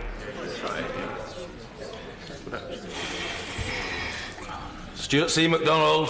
Thank you, Mr. Speaker. I've heard absolutely nothing that justifies halting our debate, because if the red lines aren't going to change, then the deal is not going to be changed materially either. In the last few minutes, Donald Tusk has confirmed that the deal and the backstop cannot be renegotiated. Yep. So if the Prime Minister is intent on listening to this House, will she confirm that we will have a vote on whether or not to halt our debate? An excellent question. No, I have set out the position in my statement, and there will be a business statement to the House later. Janet Davey. Thank you, Mr. Speaker. Mr. Speaker, it's good to hear that the Prime Minister has said that she is listening. But if indeed she is listening, what would she say to my constituent who voted in line with the Leave campaign and has said that he felt miserably misled and misinformed by that campaign, and has since said that he would like to make an informed decision like many others and have the opportunity to have a people's vote? I say to the Honourable Lady that I have given an answer in relation to the people's vote on a number of occasions. I think 17.4 million people voted to leave the European Union. There are many people now who, she cites her constituent, there are many other constituents who, having voted actually to remain, would now vote to leave the European Union because they believe it's important for government and Parliament to deliver on that referendum. Mr. Graham Jones. Speaker, Prime Minister, was this the easiest deal in history? I say to the honourable gentleman, I think if he looks back on the various statements I've made about tough negotiations and difficult choices being made, he will know the answer to that question. Chris Elmore. Mr. Speaker, the only thing the Prime Minister has been consistent about in recent months is that her deal is the only deal on the table. So the reality is nothing will change with tweaking with bits and pieces, as has been confirmed by the Taoiseach for a start. So in that vein, can she confirm that a decision to delay tomorrow's vote does not mean that the requirement under the EU Withdrawal Act for a government to make a statement by the 21st of January, if this House has not approved a deal, has not changed? No, the legislation is clear on the position, and the government understands that. Mary Rimmer. Mr. Speaker, the referendum was honoured when this chamber voted Article 50 through. The deal on offer or no deal are seriously detrimental to this country, with the most vulnerable of people set to be the one worst hit again. It is truth and honesty that is desperately needed in this country now. The people are entitled to it. It takes a brave person to be a true leader. But will you rise to the challenge and tell this chamber and the public that this deal and the no deal are seriously detrimental, and get out to the people? We cannot lead them over a cliff like lemmings. The Honourable Lady started her her intervention and question to me by saying that this House had delivered on the vote of the respected the result of the referendum when it triggered Article 50. If she follows through that issue, no, what triggering Article 50 did was started the process of negotiation. We will honour the result of the referendum when we leave the European Union. Debbie Abrahams. Mr. Speaker, I have no confidence whatsoever in the Prime Minister renegotiating the deal, amending the deal, the backstop or anything else. But given that the Prime Minister has refused to date to name when we may have a vote on this amended deal, will she at least stop the clock on the Article 50 process? Or is it really a threat, as it seems to have been in the response to many of my colleagues, a threat of her deal or no deal? We've triggered the Article 50 process. I believe that we have a responsibility to deliver on the vote of the referendum. We put the exit date into legislation this Parliament put the exit date into legislation, and we will be leaving on the 29th of March next year. Ruth George. Thank you very much, Mr. Speaker. The Prime Minister says that she wants certainty and protection for jobs and prosperity. But seeing as she's just about to try and ditch the only legally binding part of the future relationship, and she has a party which is seeking to ditch her and take us into a hard Brexit, what guarantee does her deal give to businesses and people in my constituency of jobs and prosperity that they want? I say to the Honourable Lady, I think she seems to have misunderstood what I said in my statement when she says we're abandoning, appears to think we're abandoning in total the legally binding aspect of the deal that has been agreed. She talks about protecting jobs. That's exactly why we have negotiated and set out very clearly that ambitious free trade agreement for the future and the free trade area that would enable us to protect jobs up and down the country. Alan Brown. Thank you, Mr. Speaker. After 2 years of telling us no deal is better than a bad deal, since Silkshire Intelligence has been telling us a no deal is so catastrophic we've got to vote for her bad deal. And yet, at the same time, she says, don't worry, we've prepared for a no deal. The reality is, when it comes to a no deal, she had a Brexit Secretary that didn't know how important the Port of Dover was. A Transport Secretary did not bother to visit the Port of Dover since June 2016 till October 2018. That's how far behind they are in no-deal preparations. Isn't she insulting her intelligence further by saying she's ready? Isn't the fact she's never had control of this situation? The no-deal preparations will continue, as I said earlier in my statement. Martin Whitfield. Right for Mr. Speaker. Donald Tusk has just tweeted that he will not renegotiate anything including the backstop, but will discuss how the UK will facilitate ratification. Given that a no deal would be a disaster, and the Article 50 hearing this morning stated that we could withdraw it, is it not in the government's power, if we reach a point where there is a no-deal risk, that the government withdraws Article 50? Revoking Article 50 means staying in the European Union. That was not what people voted for in 2016. Hugh Gaffney. I can also thank all the MPs on Postal Workers' Day for the extra meal and Brexit. On the morning after the referendum, Prime Minister, you said 2.5 years ago, I knew we had witnessed a defining moment in our democracy. Prime Minister, this is a defining moment in our democracy. Your deal has failed. So will you call a general election, or will you resign just like David? Order. Sorry, the Prime Minister will finish her answer. We'll give her answer. Go on, give the answer, please. No. Can I just very gently say to members, in some cases it may be done for emphasis, in which case it is an abuse, and in some cases it may be inadvertent, but there is a dangerous tendency developing on both sides of the House, and we've witnessed it today, for members to keep using the word you. Debate goes through the chair, and you refers to the Chair, and members shouldn't do that. I've been trying to educate the extraordinarily diligent and amiable member for Strangford for several years that he should not say, Minister, will you do this, that or the other? And I don't want the infection to spread, if I can put it that way. Mr. Justin Madders.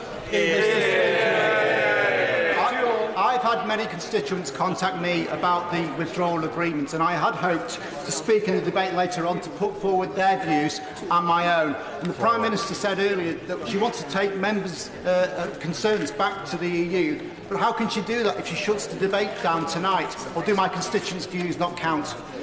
Good question. I think I've set out the position that I and the government are taking in the statement I gave earlier. Thank you. Matt Weston. Thank you, Mr. Speaker. The Prime Minister in her statement said that those members who continue to disagree need to shoulder the responsibility of advocating an alternative solution that can be delivered. Mr. Speaker, I came here today to make a speech in the debate and to advocate an alternative position and to vote tomorrow. The Prime Minister is clearly running down the clock, playing a dangerous game of brinkmanship for our businesses such as Jaguar Land Rover. Does she not accept that by denying Parliament the vote tomorrow, she is preventing any alternative solution to be proposed unless Article 50 is extended? There are a number of alternatives that members of this House have already put forward in debate, and not just in the debate that has taken place for the 3 days so far. But so far, there has clearly not been any consensus across this House for any alternative arrangement. The House will have to come to a decision about whether to go forward with the deal or not in due course. Martin Day. Thank you, Mr. Speaker. The Prime Minister has warned the House of the risk of dividing the country and the loss of faith in our democracy. Does she not recognise that if we press on regardless, if we take Scotland out of the EU against our will, on the back of a UK-wide vote which was only narrowly won, and won with extensive rule-breaking by the Leave campaign, that it does exactly that? And if she hasn't got the guts to put a vote before this House or the people, is it not time for her to resign? Absolutely. Can I say to the honourable gentleman that, as I explained in the statement, we are deferring the vote so that we can have these further discussions with the European Union. But as I have pointed out to him and to his right honourable and honourable friends on a number of occasions, from the point of view of the economy of Scotland and jobs in Scotland, the most important thing, the most important element of their economy is actually staying within the internal market of the United Kingdom. Order. Statement, the Leader of the House and Lord President of the Council, Andrea Leadsom.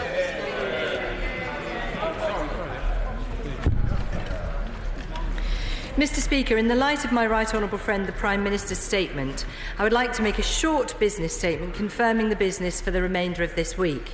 Tuesday the 11th of December, consideration of Lord's amendments to the Ivory Bill, followed by general debate on fuel poverty. Wednesday the 12th of December, remaining stages of the Courts and Tribunals, Judiciary and Functions on Staff Bill, Lords. Thursday the 13th of December, a general debate on public health model to reduce youth violence. Friday the 14th of December. Order. The honourable gentleman is burbling away from a sedentary position and has been doing so on a recurrent basis throughout the last couple of hours. Now, he's displaying delinquent tendencies and I want him to curb them. The Leader of the House. Friday the 14th of December, the House will not be sitting. I will make a further business statement in the usual way on Thursday.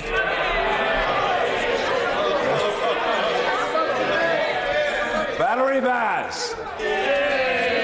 Thank you, Mr. Speaker. Could I just clarify something with the Leader? Did she say there was going to be a further debate after the Ivory Bill, or is there just going to be the Ivory Bill, because we didn't quite hear it properly? But can I thank the Leader of the House for the statement and the business for the next few days? Mr. Speaker, before I get to the matter of the deferred debate and the vote, I'd like to register the deep dissatisfaction that the Government has announced a substantive debate on the remaining stages of the Courts and Tribunals Bill for Wednesday. This is an important bill and proper notice should have been given to the House to ensure that members had proper time to table amendments and prepare to scrutinise this bill. By giving less than 2 sitting days' notice, it is now impossible for members to table amendments that will not be starred. But I suppose the Leader of the House is quite grateful that she won't have to vote on the bill because on the withdrawal agreement, because it's been widely briefed that she never supported the bill.